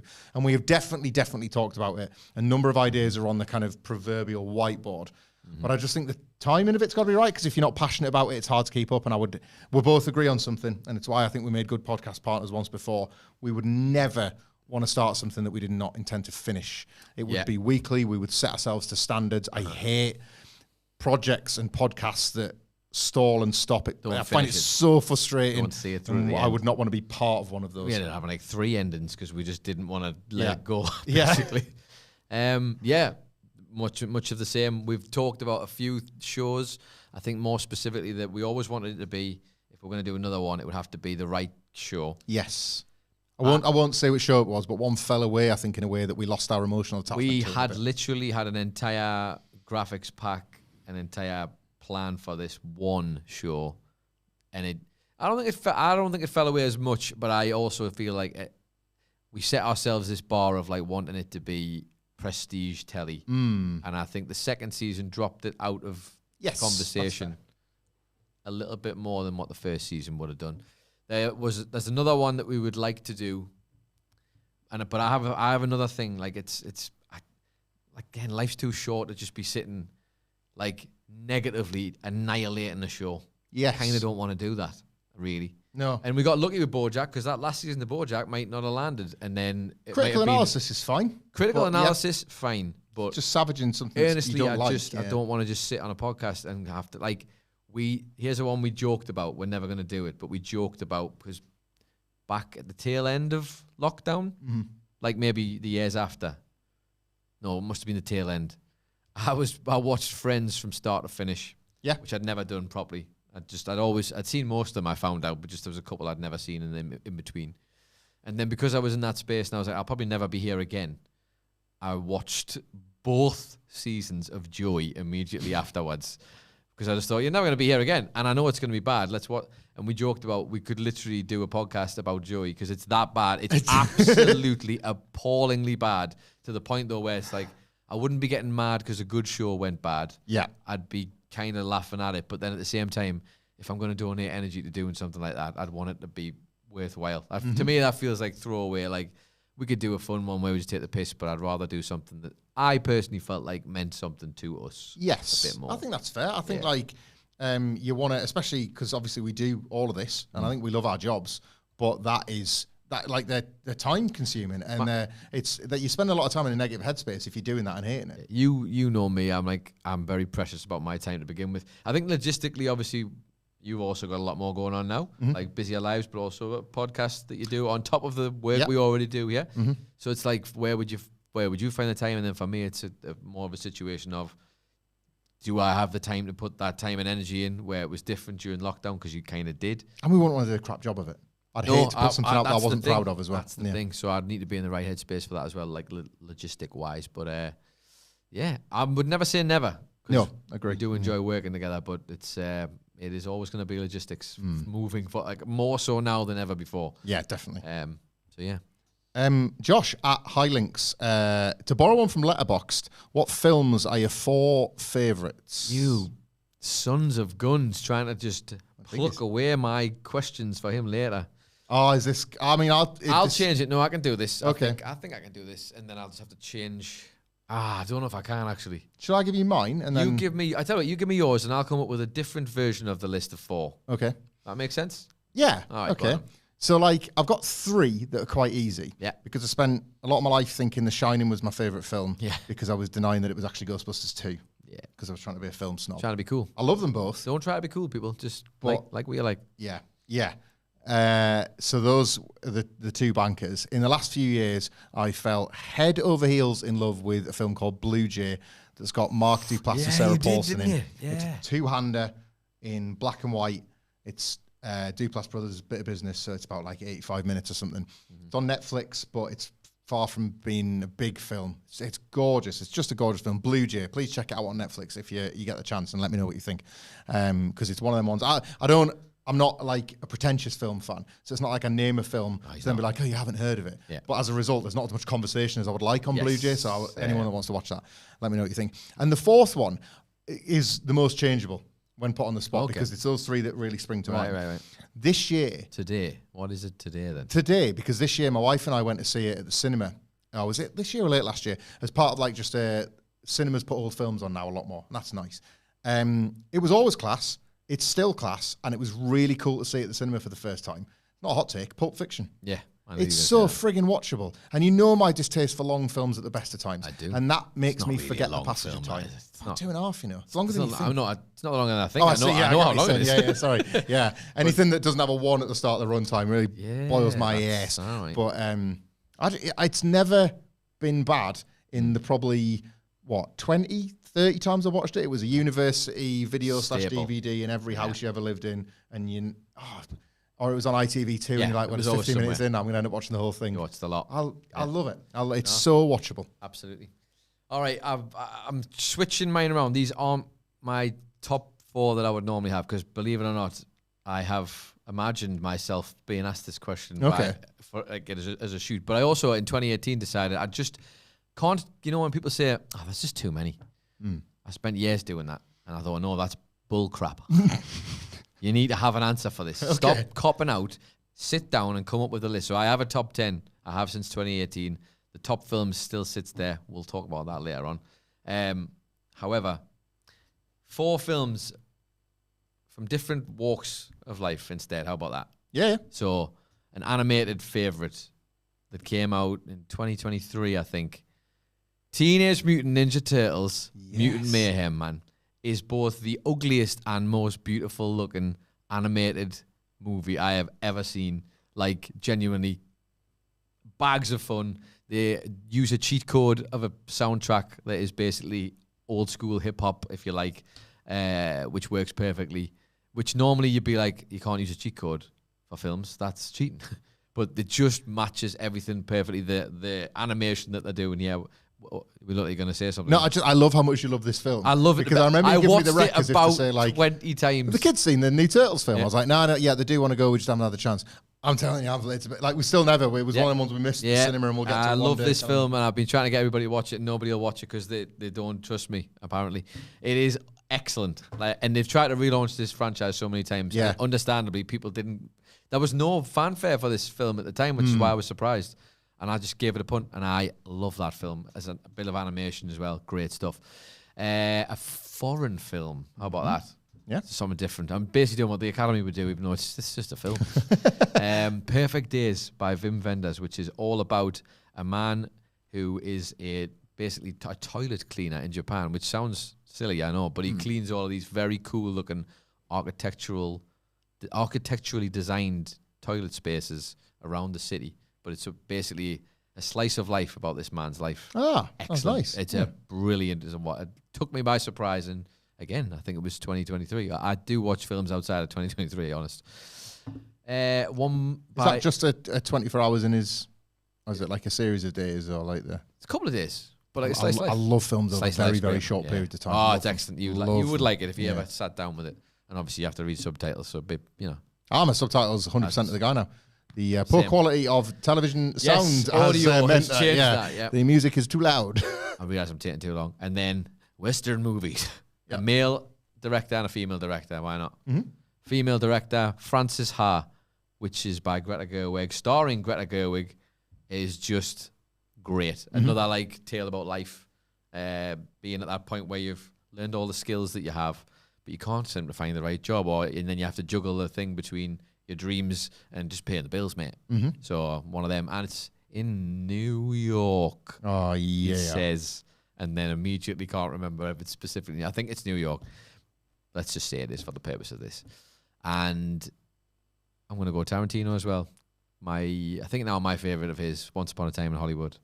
This gets a lot of love in the office. You haven't seen it because it's too long, and I don't know if it would be your vibe, but again, I never know. You're so hard to understand when it comes to films. Yeah. Because you flip on a dime. But there you go. There's 4 for you. Good bunch, though. Yeah.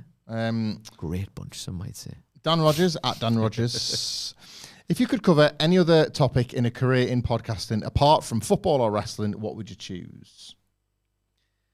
Any other topic in podcast format? Yeah, other than football or wrestling. Mine's telly. It's only a hop, skip, and a jump from football and wrestling in that regard. You kind of already did it, though, didn't you? I did, and loved it. Yeah. And if it was the thing I was dedicating all my time to, I would want to get better at it. Wrestling's technically still telly, though, isn't it? It is, I suppose, yeah. Wilborn used to pitch, before he had kids, about getting me and Sidge around to do a parenting one. And I was vehemently against it, because I think the experience is so unique. Yeah. You threaten to...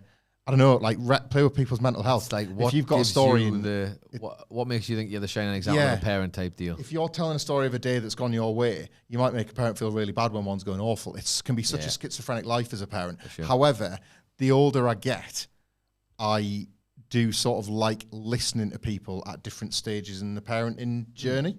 Like having done all the baby stuff. You could do it where I'm at, though. Yeah, I guess so. Not I'm doing great and you're doing bad, but you can do it where I'm at with it. Like you say, as the stages of life, surely. I don't know what else.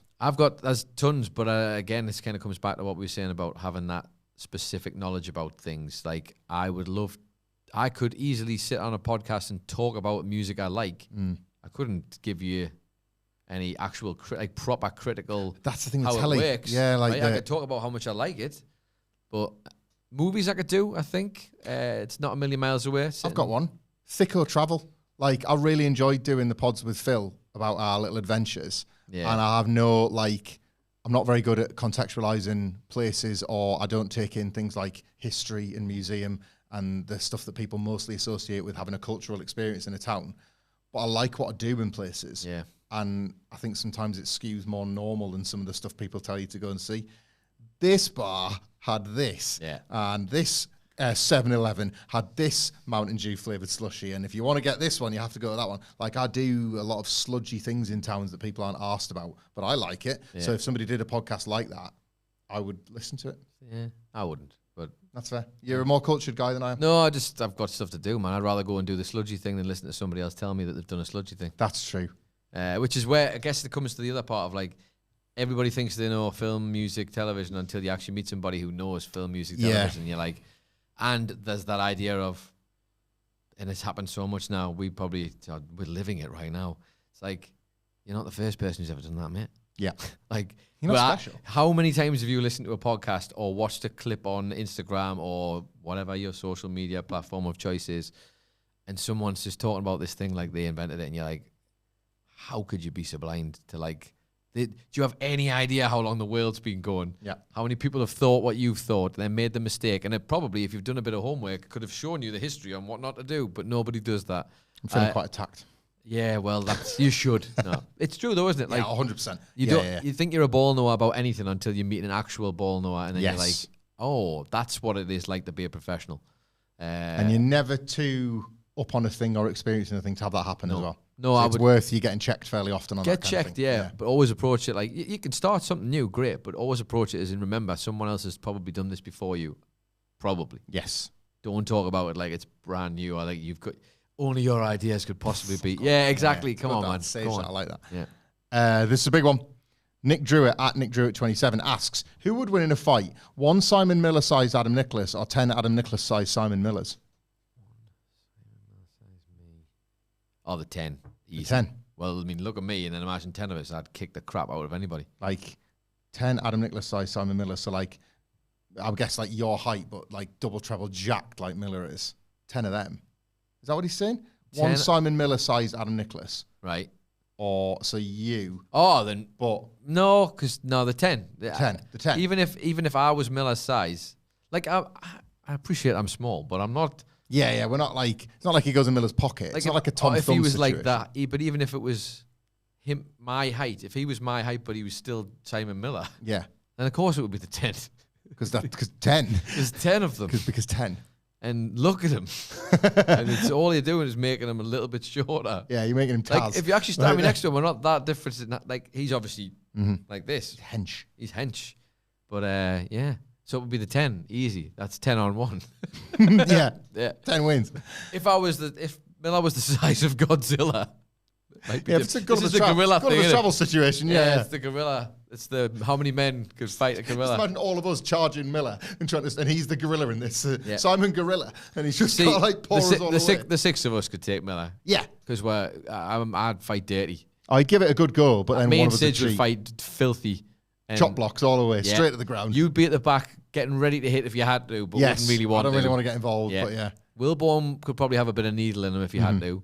Phil would be straight in the eyes, and like wrap himself around the head and probably try and get him in it. And then Murray could just go and like strike him. Yeah, like probably get a bit of pace up and hit him to close. I was thinking of running thing. Murray's got like a running striking him for that, hasn't he? He's got the juggernaut thing to him, Murray, because it's like really got the big broad arms. It's like if he got going, man, you're dead. Yeah, and Phil's rangy. That's what Phil's a 1-2-3 kid in this situation. He'll fly around. They call him the wiry coyote for a reason. Because he's a little bastard. I love that man. And I am the road runner because I'm always chasing that goddamn guy. Meep, meep. That's Meepwall, Eric Vasquez. Great first name, Eric. Well, now, I guess I have something I'd like to know. Ooh. Do you guys have any favourite comedians? Shout out to Matt Rains. We love you, man. Echo that as well. Favourite comedians? Echo that as well. Hope you're doing good, Matt. And Ashley were there as well. Yes. Hope you're both well. Love you guys. Favourite comedians? We're going back to what's treading on the territory now of today's a day where people have been divided by artists and the art, I think it's fair to say. I love Jerry Seinfeld. His work. Yes. I love his work. I love the TV show. Not asked about him. Yeah. Progressively more so. The older he gets, it's like... The older he gets, the more he opens. The whole time, the film you watched not too long ago, actually, the film about the cereal. Yeah. Right? The whole time on that press tour, I was just like, just stop talking. Shut up, Jerry. Just shut up. You shut your stupid mouth, Jerry. You shut your mouth right now. You're making it worse. And it was like, it's fine. I like basically like anything he's done pretty much. Comedians in cars getting coffee. I like people mock it, but it's actually a good little format of it. Just people talking and getting coffee or being in a car. Surprise, surprise. And he speaks to loads of comedians on there as well. And I must have picked up 1 million different comedians that I now know because of that show. Yeah. Which I guess was the point, right? He's one. I saw him live actually. It was just like, I'm a sucker for the joke. Him and Wes Anderson, man. People can mock a formula all you want. What's the deal with it, man? We know somebody who does that. Pop though, the engineered formula. Yeah, but you can mock it all you want. But he made it that good. That he made it so good and noticeable that you can mock it. Same with Wes Anderson movies or whatever. Insert your art form here. Ali Wong. I think Ali Wong is funny as hell. She's really great. Michelle Buteau as well. Who got into a bit more in the again during lockdown, like as you're just going through Netflix, pulling anything and everything. Please, yeah. I do. Again, messed it up for themselves. IMO.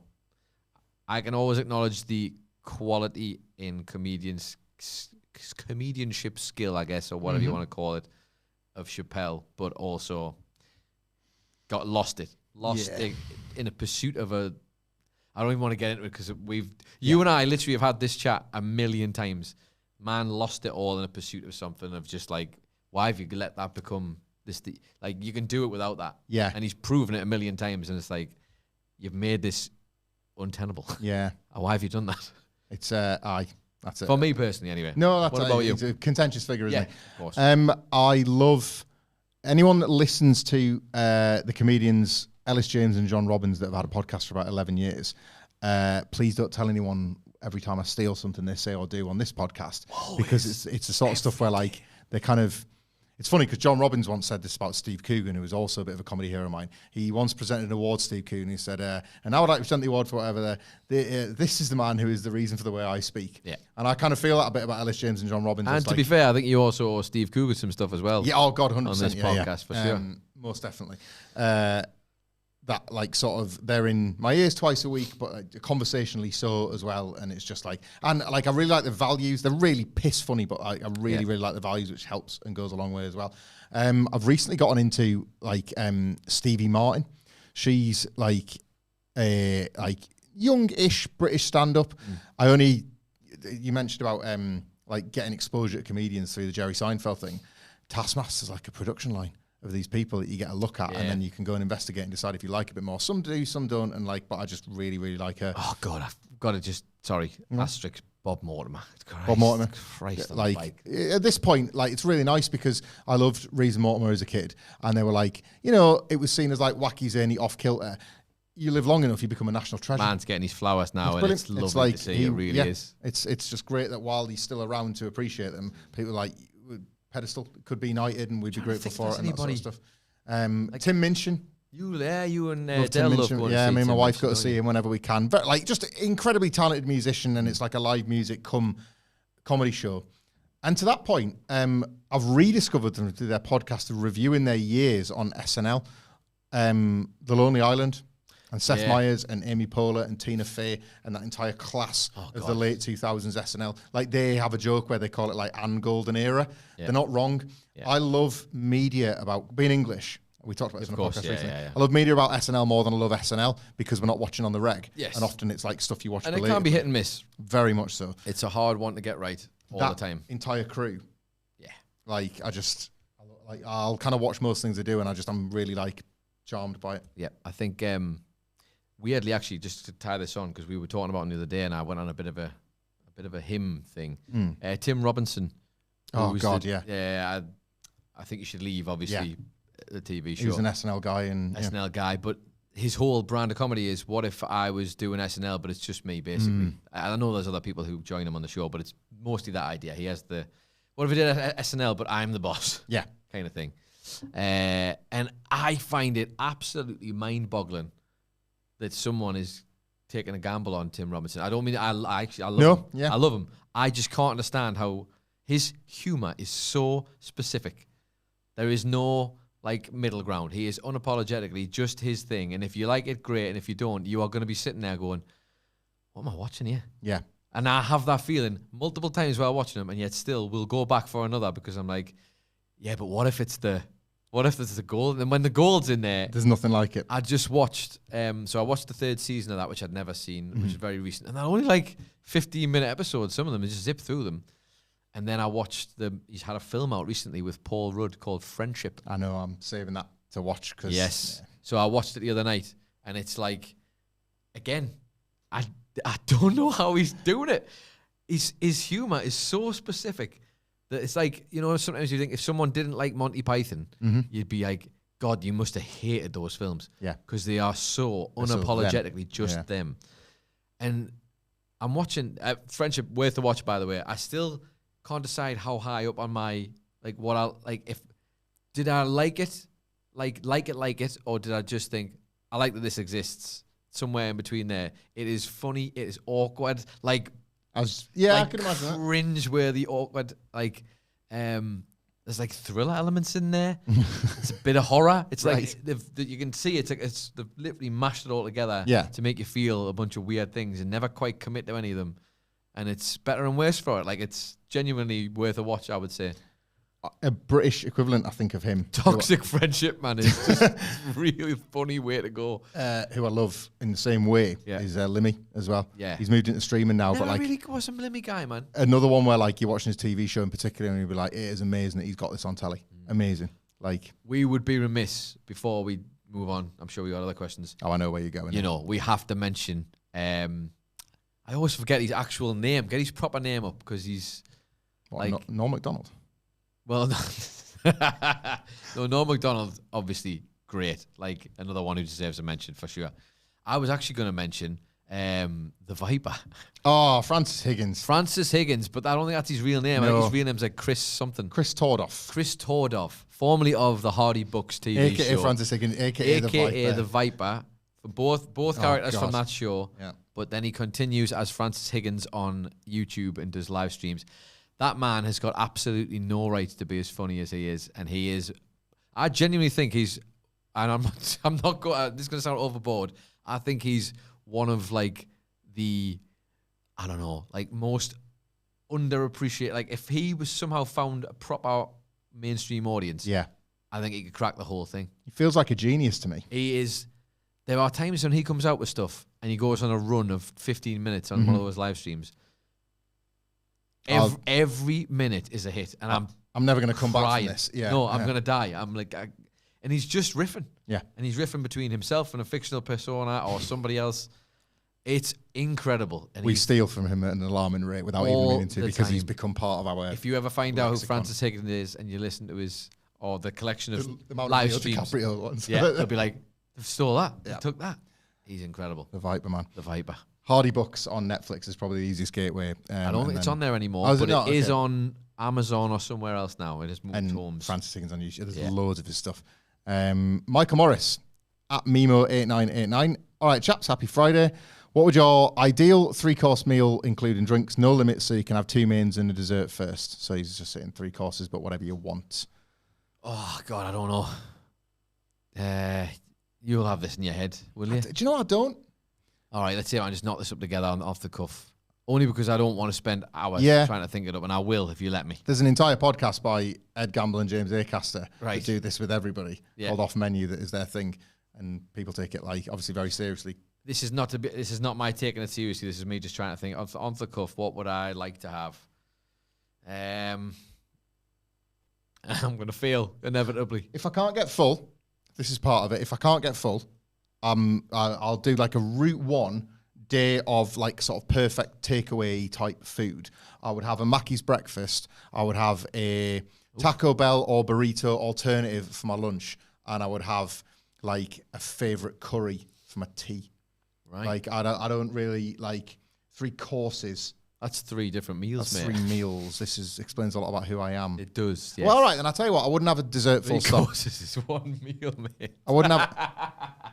But if you did that, you could have 9 courses technically. See, in IHOP in America, you can kind of make that dream a reality because you can have that massive stack of pancakes that may as well be a Tell you dessert. what, IHOP's a great shout for the breakfast part. Yeah. We're so basic when we go to America, but so what? You know what I mean? I love so much greasy garlic bread with cheese discs, and to be able to have that as a starter, in it goes. I tell you what, I don't know about starters and mains because we're thinking of a restaurant, but that Italian beef sandwich at Mr. Beef, as advertised, was the greatest sandwich I've ever had. I would definitely like to have that for lunch again. I don't know what I would have before and after it, but I'm just trying to think. You know, if you go to a restaurant, like, what would I get? What's the basic? I'm not really a restaurant guy. I don't know until I'm sitting there and I go, oh, that's my kind of vibe. Or Yeah. Poutine did something to me. yeah, I'll say that it as a did. main. I bet it did. It did something at both bet it ends. did. 3 courses. You can sit with that one for a bit if you want. Yeah, go on. Sorry, I will if it comes, but I know we've got other ones to get through as well. Barton Keys, hot takes in the Bluey episode. The sign, as somebody who moved their family at least partially for economic reasons, I was raging. Barton, I don't think I've seen that one, but if it's the one I'm thinking of, it's a Bluey, it's a kid's show. I've never seen Bluey. I think it might have been a feature-length one in which they're about to move house and then don't. I'm sorry if I'm not.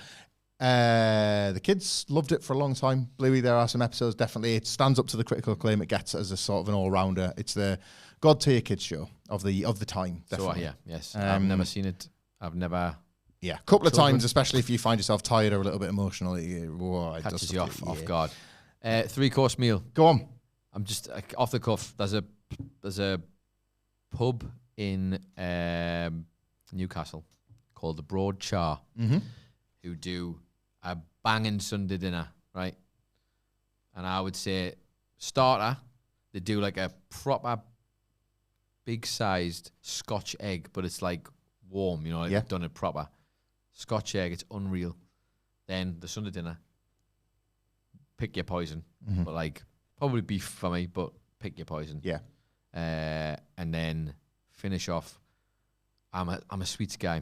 I'm not a spicy guy, but I love me sweets. And I'd go probably with like a sticky toffee pudding with ice cream. Oh, nice. Something like that. That would probably be me. We'll call that a Sunday, on a Sunday. But I don't want to cop out of the answers, but I don't know if I've got a perfect one. And it changes as well, doesn't it? Of course it does. Hard. Yeah. Anyway. Daniel, at MetaDaniel1. Michael, aside from Mountain Dew, what is your all-time favourite American food/beverage product? I think I've just answered that. Yeah. IHOP. Because, you can get pancakes everywhere, but like America knows what it's doing with pancakes. I had that pyramid stack in the Luxor, and it took the piss, quite honestly. I couldn't beat it, and I was angry with myself. But it was just it was a feat of engineering as much as it was food. And my first experience of IHOP blew my mind. It was when they did that cheesecake pancake special. My wife cut into the pancake, and it was inside. You've just highlighted something there about you and I as human beings, because when I eat my food, I don't ever want to look at it as a competition. Yeah, I really like feeling quite bad feel like after I've eaten. But you like the idea that you've defeated the meal. Yeah. Whereas I'm like, if anything, the sign of a good meal to me would be that I have been defeated by it. Yeah, I want to beat it, even if it comes at my own expense. Yeah, see, I value me too much. Like I'm a greed guy. The arse, formerly known as Jimmy Blade, at Jim Blade. Man.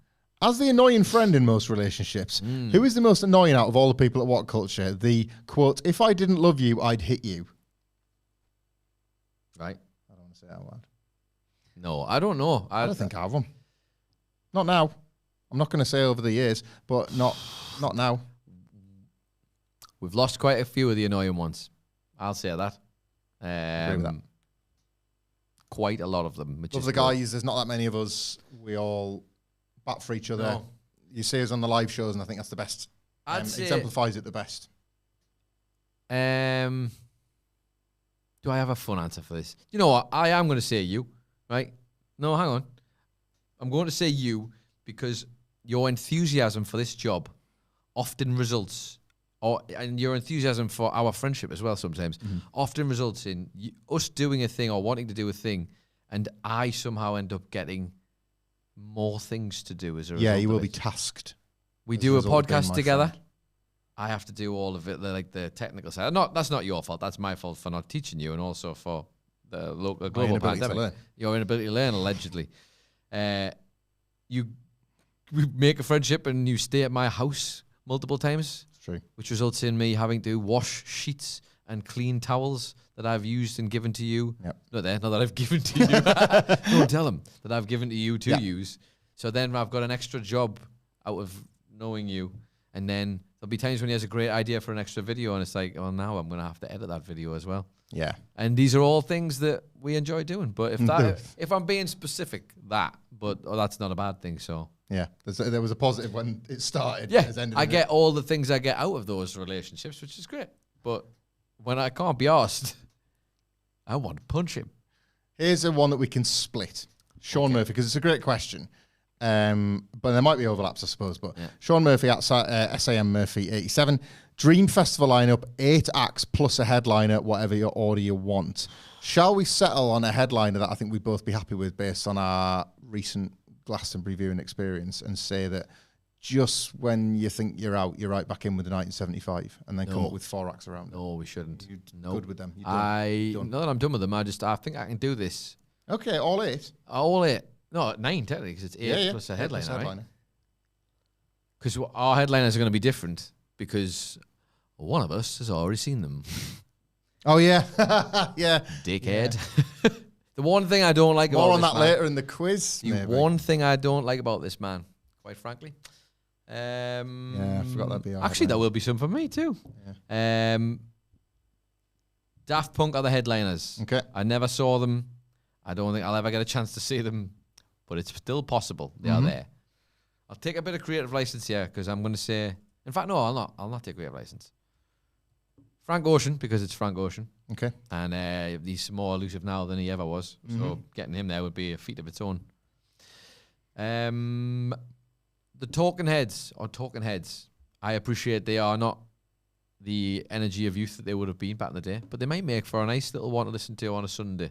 If let's just assume the gig's on a Sunday. You know, like the Lionel Richie slot at Glasgow or whatever. Or Elton John slot. Everything's nice and canny. Maybe that. Also, it would be nice to see them. If I could choose to go back in time and have younger them, where they were kicking ass and taking names, I would also do that. That's fair. Preferably where they did the filming for Stop Making Sense Tour. That would be great. I'd watch that live. But that's a different thing altogether. Let's rack up some ladies on here, because there's plenty of them to put on.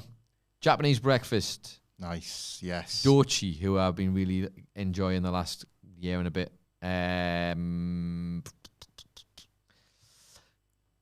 Do you know who I'd love to see? Sade. I would love to see Sade, man. That would be like a lifetime.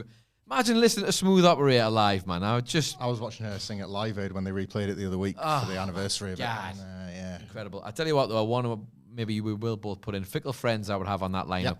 So, Japanese Breakfast, Sade, Fickle Friends. I said somebody else there as well, and I've forgotten already now.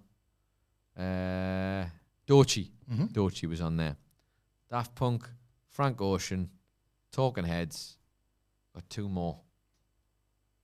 I'm going to get so mad at myself now for forgetting this.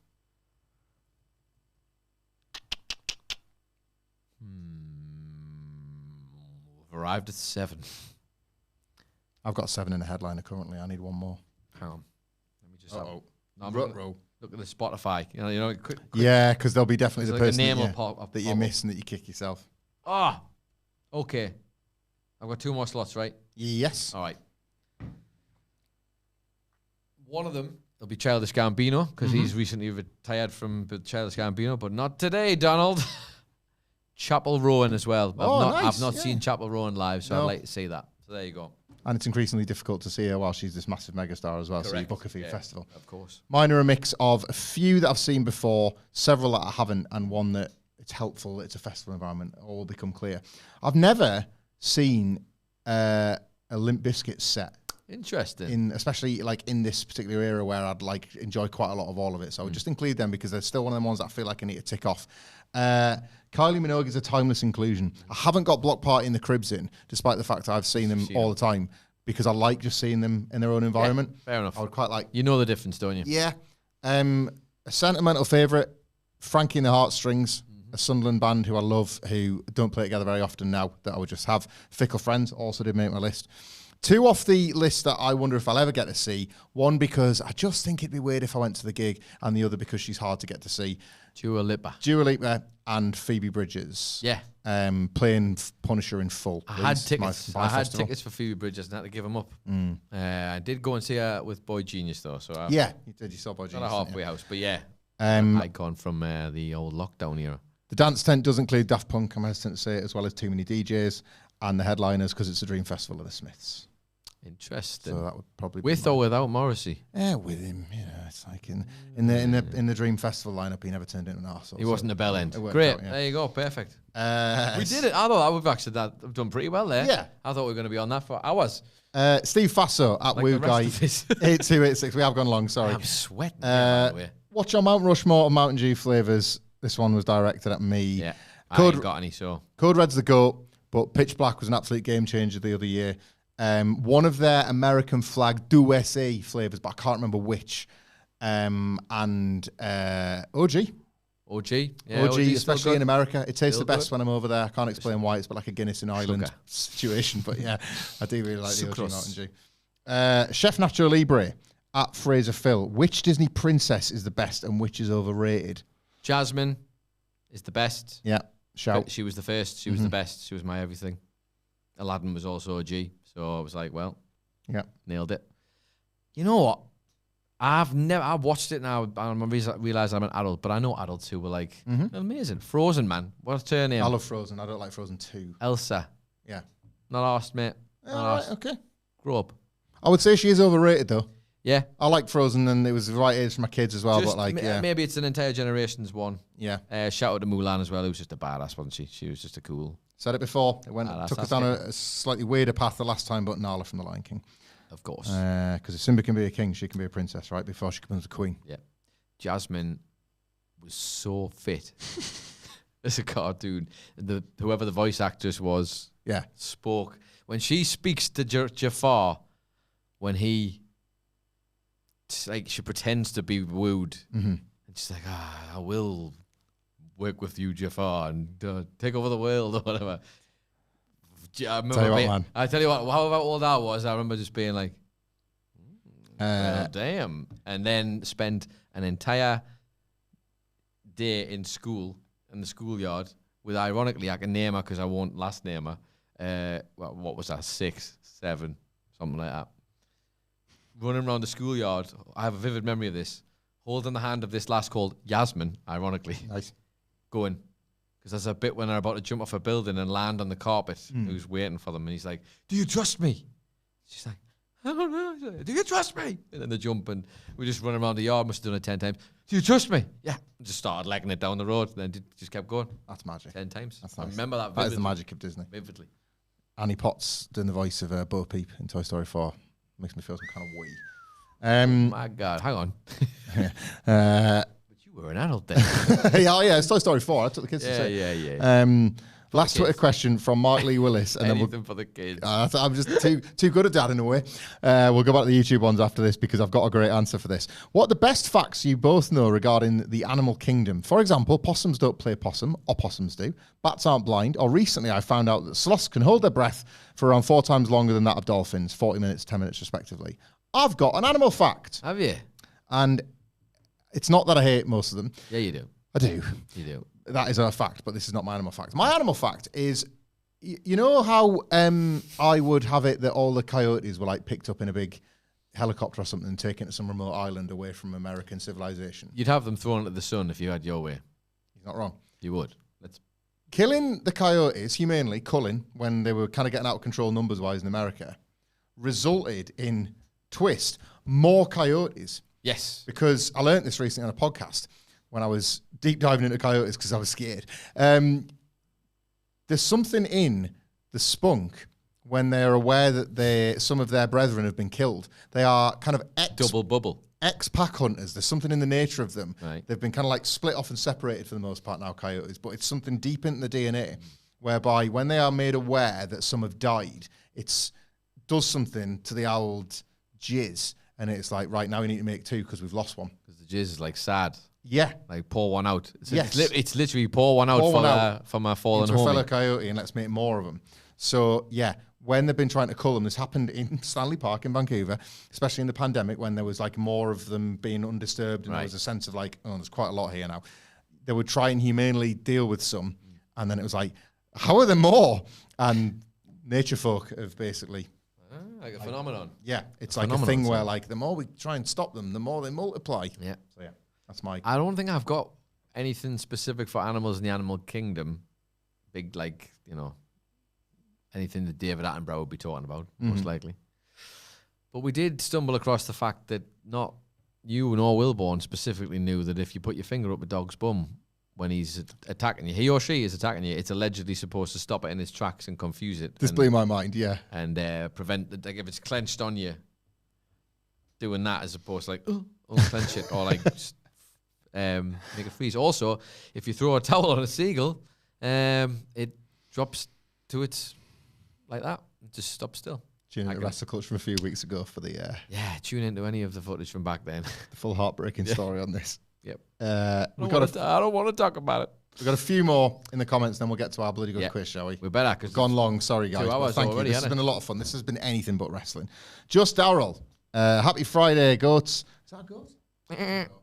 Aussie passing was heartbreaking for me. Music is my life's passion, and Sabbath was the first band I ever listened to. 04 Ozfest was the best gig I've ever been to. What is your Mount Rushmore of gigs? We've kind of there's been a few overlaps in some of the stuff we've discussed here. Yeah. I, with this man, saw Block Party in 2018 at Ali Pali. Good. First time they were ever touring Silent Alarm and playing Little Thoughts. Played it back to front, which was a inspired little decision, wasn't it? It was. I've seen saw the Cribs at Gorilla in Manchester and was close enough, should I have wanted to reach forward and strum Ryan Jarman's guitar. I didn't, but I did rub his shoe like a genie's lamp. His guitar. Yeah. It's not chord. He had pink cons on that I definitely didn't then copy when I got them. And then claim that he invented pink cons. This is sentimental because you're in the room with me, but as the years pass, it is very apparent when the 1975 were really at their very best. And it wasn't when he was personally insulting me a couple of years ago in Newcastle. It was pretty funny, that, It was around the time of a brief inquiry into online relationships, and we saw them 2019 on that tour with that stage performance, with that set list. And I just tend to think the older we get, that'll be considered the quintessential perfect 1975. Yeah. Oh yeah, I don't think we've had a better one than that. I've had good ones. Yeah, really good ones. Like real good ones. I loved at the very best. Yeah. I know it wasn't as much for you, but that first one was just something else. They all operate at a different level. Let's be honest. Like, he was specifically. Too many DJs at Newcastle University basement, what I've talked about before, where the lights came on and we all got drenched in the condensated sweat because it was such a low and squashed thing. That was pretty special as well. The run of Frank Ocean and Childish Gambino on two different, a year after one another at Love Box in London. They always come to mind just because they were checking a one off a list. Yeah. And that Frank Ocean one feels like gold dust now because you ain't going to get that for a long old time, probably, if ever again. The Flaming Lips played at a festival that I was at, and it was one of them ones that always sticks in my head of just being absolutely blown away by someone. You knew them, but then you watch them live and you're like, these guys are something else. You know what I mean? Yeah. Japanese Breakfast we went to see together. At the Broodnell, yeah. At the Broodnell, first time at the Broodnell, and that was something about the air in that gig was just magical. Very, very good. There's probably been others. There's definitely been others. We've seen loads, but those were ones that probably come to mind off the top of my head. I'd love more than I don't, to be honest. I would say probably 7 or 8 times out of 10. I'll come out with a gig and it won't just be, that was good. It was I love that. That's the most fun I can have. Yeah, I'm a generous marker. Yeah, I'm a generous marker in that regard. But Same. There aren't many that I don't come out and be like, this was amazing. I've had the best time. Mm-hmm. It's just almost like we just like music or something. I'm not at my most critical when I'm seeing live music. It takes an actively bad show for me to come away thinking that wasn't worth my time and money. Yeah, I'm just trying to think if I was anybody who had a specific big stage thing or something that was, but no. Yeah, there's more, but those 4, that's enough. Yeah. That's good enough. Good enough coverage. This is a follow-up. Mark Lee Willis has given us one of his when he was talking about expressing emotions. Destructive by Leanne Rimes really helped me express how I felt when my OCD got too much. My favourite quote is, you either die a hero and then he says, he doesn't say live long enough to be a villain, it might be that, but he's got villain with the I in brackets because I think he's talking about Aston Villa. Aston Villa fan Mark Lee Willis. There you go. And that. Oh, hang on. Double entendre. John Cater. Season 1 great, season 2 not so much, but got to be True Detective. Obviously, in terms of TV shows we've talked about before. If you haven't given season 3 a shot, give that a shot. But you don't need to watch season 4. Big truther, aren't you? On season 3, me and James Hunt, formerly of this parish, both enjoyed that season when they kind of got it back to where it was. Yeah. Season 2 ain't as good, but I was kind of to it on a rewatch. I think still not the success of the first one goes to the head a bit, and then he's not. There was 2 of them working on the first one. Yeah. And the other guy goes, and then he's left it. He's basically, I know I said no wrestling, but he's Russo without McMahon. Basically. Right. Yeah. Okay. That kind of vibe. I need to find season 3 because I was chased off a bit by season 2. Understandably so. Yeah. Quick one. He hasn't paid. Michael McGee. you big troll loser. A couple of privileged cowards afraid to be honest about Hulk Hogan with a clown emoji. There's absolutely loads of Hulk Hogan content on the channel. I'm not afraid to be honest about. Here's a bit of information for you, Michael, you big dweeb loser dork. If you check out any of the WhatCulture coverage from today, you will find news and opinion on the SmackDown review, on the news videos themselves, and a video is dropping today. And this is for everybody. If you want your deep Hulk Hogan discussion, myself and Andy Murray recorded a long-form discussion on the good, the bad, and the ugly of the Hulkster. That'll be dropping tonight as a video and probably tomorrow as audio as well, if the podcast feed is your cup of tea. I don't think you were leaving that comment with sincerity, because sincerity is scary. Take a moment with yourself, Michael. A little bit of bad faith there, Michael. You've got a great first name, but you're letting yourself down. You're letting the chat down. We're not mad, but we are disappointed. Anything but wrestling's curated quite a nice vibe this afternoon, and we'd like you to keep it that way. Yeah. So we've just publicly shamed him. Do you need a little timeout? It's like, you got a wham. No. I was going to say, now that we've publicly shamed somebody on this Anything But Wrestling podcast, it's now time for a Bloody Good Quiz. Today's Bloody Good Quiz is sponsored by all of you. Thanks for coming, Michael. Thank you so much for engaging with our daft idea, and especially if you've stuck around this long. We didn't intend for this to go this long, but it was really fun. And again, wacky summer, etc. There's going to be some rules bent and broken. I think so. I'm going to have to get you a second fan, because I kind of feel that fan, and I feel like I'm feeling what you've been experiencing now all this time. It's hotter on my side than Sid. Halftime doesn't even want the fan on. Yeah, I don't get it. He's an animal. An absolute madness. He must run really cold to not need the fan when it's this hot. Yeah. So, yes, Nicholas teased Cold-blooded. Earlier on our Bloody Good Quiz. Right. 5 questions each on ourselves. I am worried I have kept mine to work related, but we will see how we get on. We will see. Do you want to alternate, or should we do... No, we alternate, yeah, for sure. Would you like alternate. The odds or the evens? I'll just let you start. How about that? And then we'll go from there. Okay.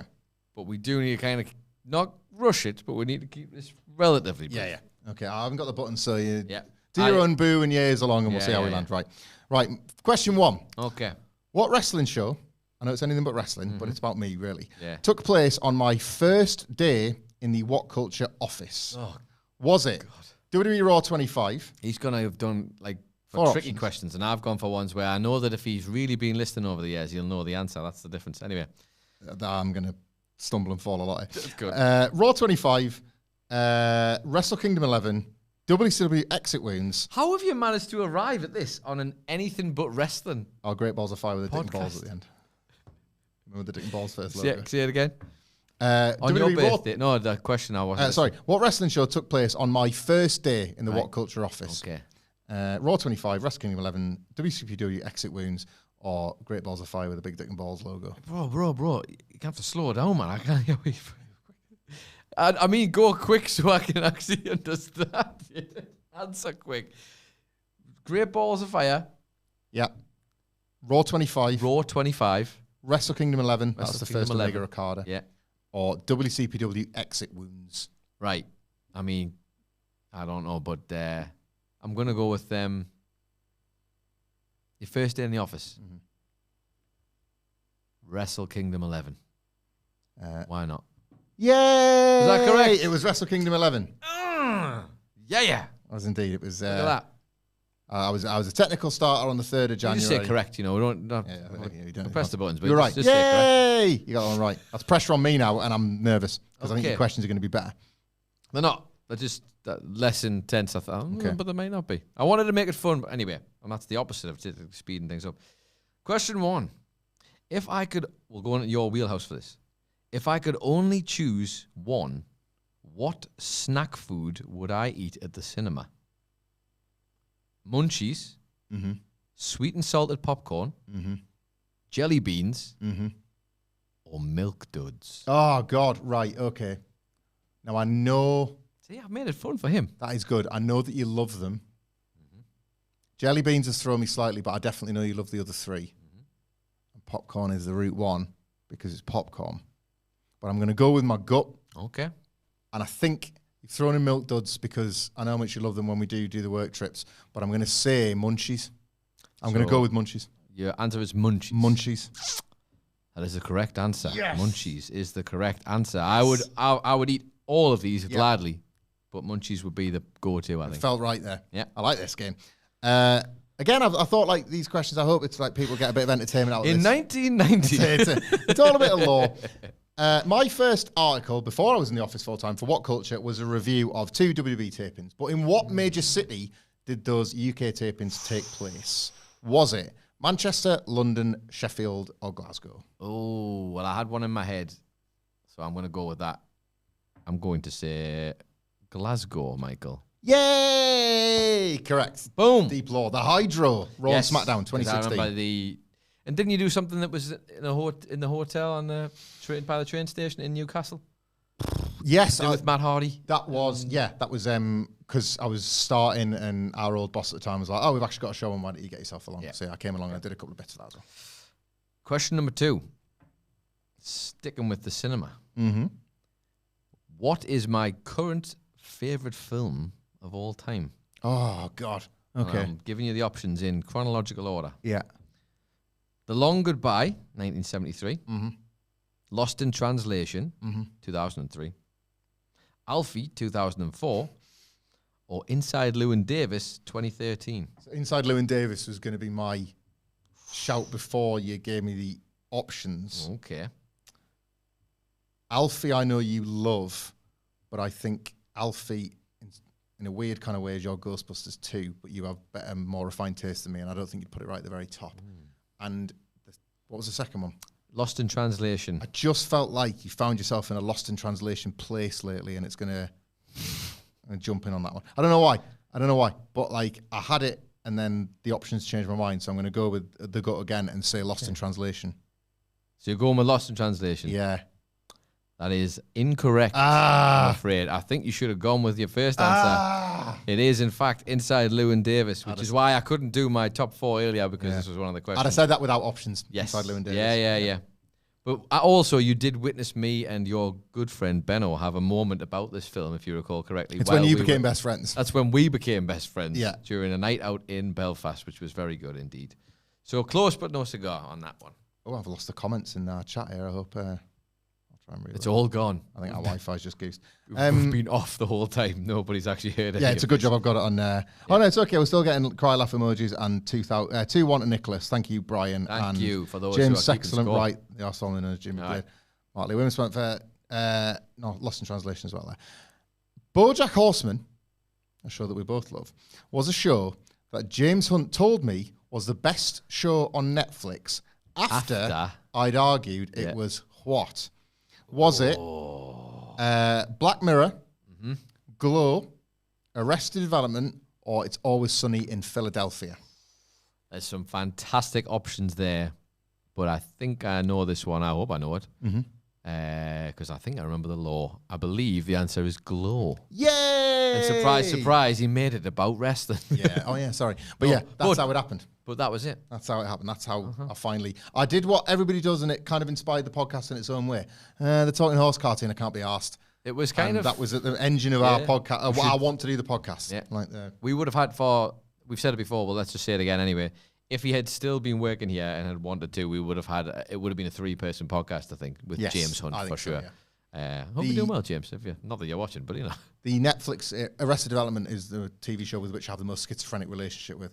My wife and I, when we were young pups, boyfriend and girlfriend at university, paid big money for the Region 1 DVDs. We loved it so much for the first 2 and then 3rd season. And then everything that Netflix did to it, I kind of hated a bit. The biggest disappointment. You've never finished it, actually, have you? Never. Biggest disappointment, I would say. You should do it, just to see how you feel about it. Question number 3. I visited 6 different countries in 2023. But which of the following countries did I not visit? I visited 6 different countries in 2023. I remember it well. But which of the following countries did I not visit? Italy, Switzerland, Sweden, or Germany? I'm so rubbish at Europe. It's almost like I knew. I have progressively tried to make these questions a little bit harder. That is really, really tricky. Now, if he was paying attention, I accidentally assisted him with this earlier. Okay then. Switzerland. Correct. Yeah. Switzerland is the correct answer, Michael. Yes. How could it not be? I was like, but I literally said it. I was like, Bollocks, I've done it again. But you mentioned it, and I was thinking, does he want to go back there? That's why I was trying to recall from our conversation before. But go. yeah. I put Sweden in there as well, because Sweden was literally just a quick half-a-day trip to Malmo while I was in Copenhagen. Yeah. So I cheated. I remembered the Malmo because I remember them on. That sounds like remember the Almo, but I remember the Malmo because I just know Malmo from European football, basically. Yes, of course. Right. What is my middle name? I don't actually know this. That's the funniest part, because I nearly did this to you, which would have been extremely funny. Well, for reasons you can only know. Is it? Vanders has popped in with Fed. It's not. I wish it was. Is it Michael Titan Hamflett? Oh, God. Going down the old deed Polski after this. Anyway. Tuttle. No, it's not Crisp. Is it James, David, Richard, or Robert? Oh, I don't know this.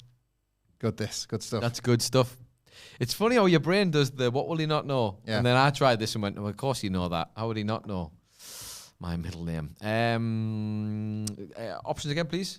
James, David, Richard, Robert. I was thinking this first time round, there's only one of them that stands out in my head that might be an option, even though I might be wrong. David, please, I'll take, is what I think is the option. No, dear, it's wrong. James Sexcellent Wright, the artist formerly known as Jimmy Blade, has got the correct answer. Robert, he seems like a Robert. Seems like a Robert. Indeed, and he Robert. is indeed a Robert. My bank card says Mr. Hamflett. Mr. It's Hamflett. got Mr. MR on it, so yeah. And then Martley Willis says James because it's the same as Sidgwick's son. And it's like it's not like and that's how it would retrospectively. Work. I'm like, well, I'm having that. Yeah. Thank you very much. My son's middle name is actually one of my son's middle name is James. Right, go for it. Question number 4. Thanks, Jules. She said, "Gosh, they all work." Thanks. Cheers, Jules. Yeah, they do. You know why that is? Sorry, quick aside, is because my parents were gutsy enough to actually call me Michael. The amount of people I went to school with, whose middle name was Michael, it made me feel like, you didn't want to commit, did you? I knew a lot of people. Yeah. Michael's not like a strong first name, despite the fact that I work with one. We won't be disclosing my middle name, but I think that Adam is a hard one to put a middle name to, actually. Yes. Like, very difficult to do that. Because I was thinking about this and I was like, what would it be if I... Anyway, tangents. Question number 4. On my middle finger of my left hand, I have a scar. This one. Right? I watched on that video. Which is funny because everybody will be looking like I'm doing that. I was showing him, not you, obviously. That was the joke. How did I get that scar? Oh. Falling from a tree in the park. Yeah. Climbing over a barbed wire fence in a farmer's field. Slicing an orange with a knife at home. Bitten by a dog outside of school. Again, the worst nightmare. Again, and I bet I'm wrong this time because this is just how these things work out. I had an answer. Okay. And then the options came and it appeared in the answer, so I'm going to go with it. Always good. But other answers seemed better, but I don't want to have the Lewin Davis thing. I'd rather be wrong for the gut one. That's why I went with David. You've got to stick with your guns. Falling out of a tree. Is the wrong answer, I'm afraid. Is the wrong answer. I did, in fact, slice an orange with a knife and cut straight into my finger as a kid. And worse yet, I was in the garden, a proper kid. Grandma was in the house. Mom and Dad not at home. We decided we were going to try and make orange juice. And out of like toys, had this elaborate like squeeze juice flows down into cups type vibe going on. Yeah. Don't ask me how. Just picked up a big old like bread knife with the serrated edges and straight through the thing. And it's still there this day. God. So there you go. I hate stuff like kitchen-related hand. My mate once was washing the pots and a glass, because of the heat of the water, exploded in the sink and it just like went right, that cut the side of this. Ugh. So that put the real blood in blood orange. Yeah, nice. My man. It's good. Anyway. Send pale. My last question of the 5. So what are we? 2... Chat, let us know in the score. Brian Weddig has it 3-2 to Nicholas. That sounds about right. Okay. So you can win it with this one. I can only draw. Only draw. I'm still going to give you the question though. You're not going to like it though. What significant life event did I miss to see Daft Punk live? Ooh, this is good. Was it the birth of my nephew? Yeah. Moving into a brand new house. One of my parents' 60th birthdays. Or my first attempt at a vasectomy. Bit of fun. Bit of fun. Bit of blue for the dads. I obviously don't know the answer to this, so I'm in the interest of time. I'm going to just pick one. Mm-hmm. I'm going to say, because you're heartless. Not really. He's heartful, if anything. Missing the birth of your nephew. Was that an option? That was an option. Missing the birth of the nephew. Why not? No, dear, that's wrong. No, dear, that's wrong. Daft Punk were headlining Rock Ness Festival, which is where I saw them. I know. A gazillion billion miles away from here to drive with a couple of friends of mine. And it was... Well, was that when you were down in Scarborough as well? No. I live in the Northeast, and okay. you'll know why in a second. All right. Because me and my now wife moved into our first house we ever bought together the weekend of, because we were supposed to have a moving date, and then that got delayed by like 3 whole months, and it suddenly clashed with this weekend. And you know... like enough of my wife and how patient she is with me to not say don't go. Yeah. And whereas I should have made one of those calls where I was like, yeah, but I know she's saying that. Yeah. So as a compromise, we completed on the Friday. I bought like chips and drinks and all this sort of stuff. We had a nice time, and then we got in the car quite late. So we still got there quite late on the Friday. Yeah, but it was still some. It was Daft Punk. Do you know what I mean? Yeah, it was. So no, my first. If that was her first vasectomy, there would be no Charlie and Joshua to speak of to this day. Obviously, I'm telling that for the listeners, not for you. It's funny. You know, you see that date every day, and you want to throw a dart in my face for it. All day. Well, this could not have happened better, I don't think, because we're at a point where if you get this right, we draw. Sorry, Pontus Olsen, Daft Spunk. That's good stuff. That's good stuff. Yeah. We're at a point where we can draw, and well, you find out. Question 5. Mm-hmm. In 2001, I was 11 by the way. Good year. I bought my first ever single on CD. Okay. But what single did I buy? Harder, Better, Faster, Stronger by Daft Punk. Do You Really Like It by DJ Pied Piper and the Master of Ceremonies. 192000 by Gorillaz. Or Smooth Criminal by Alien Ant Farm. Oh, they're all good shouts. They're all good shouts. I'm going to do what I've done the whole way through. It served me well. Just go with whatever's in your gut. It's these answers come out sometimes and just something jumps out at you, doesn't it? Something in the water. You know, when they're on the TV shows and the quizzes and they're like, oh, the studio lights and everything, the pressure. Yeah. This is coming at me. They're all bangers. They are all bangers. But I'm going to go with Pied Piper. And that you were loving it, and you were loving it like that. So just to confirm, for the people at home, Michael Hamflett is going with, for the question, what was the first single I ever bought in 2001? Do You Really Like It by DJ Pied Piper and the Master of Ceremonies? Yeah.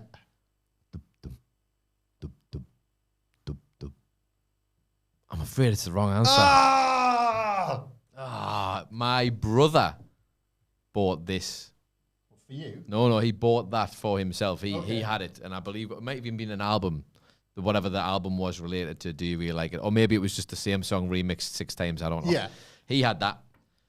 Harder, Better, Faster, Stronger was just obviously from the album. Yeah. Dad had it.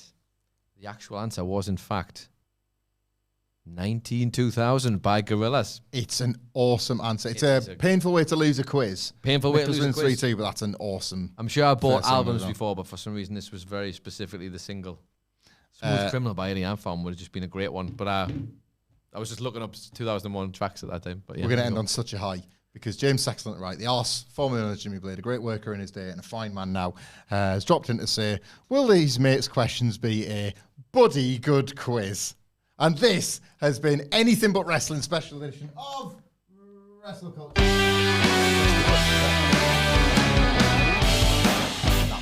So, yes, thank you so much for joining us today. We've gone long. Appreciate if you stuck around for the entire thing. Thank you for getting your questions in on X and indeed in the chat. Normal service will be resumed kind of next Friday for WrestleCulture with Wilborn, but again, wAcKy Ceremony means it's going to be all out of the shop. So you might get another one of these. You might get something a little bit different. We'll go live when we can. We'll do reviews, previews when we can. But I hope at least you've enjoyed this as a little experiment on our part today. If you want to engage with us, you can do at WhatCulture WWE on X, where you can also find Adam Nicholas at. It's Adam Nicholas, and you can also find Michael Hamflett at. There goes Michael. Michael Hamflett. All the Hulk Hogan news you can stomach or not is available at WhatCulture across the various channels today. And then next week we'll be back with all your regular Raw, SmackDown, AEW coverage, etc. Until next time, and for now, we will see you soon. Oh, you nearly had it. Get it in 10 seconds next time. Anything But Wrestling special edition of WhatCulture was filmed in front of a live and very patient studio audience. It was. Anything But Wrestling. I thought I'd leave him hanging there. Wrestling. Thank you very much, guys. It's been a lot of fun. It has. You have to wait there, though, because I'm going to go and turn this off. So yes. Dead quick. Sing them a song or something. We'll do the usual riff thing really, really quick. I'll read as many as I can. What are you doing this weekend? In the shortest message possible before Nicholas switches us off. And when I'm gone, I'm gone. Brian Weddig says not wrestling. I don't know if that was in the answer. Pontus Olsen says Tom Wanks. Fair. Tuttle is waving us goodbye. Mark Lee Willis says, genuinely loved it today. You know more about me and we know more about you. Enjoy your weekend. James Excellent Right is playing Warhammer. Jules Haircut and Spa. Sounds like a nice time. Matt Rain is drinking beer. Shocking. Matt, I love it. Carlton Mango Cart on me. God, I miss it and you.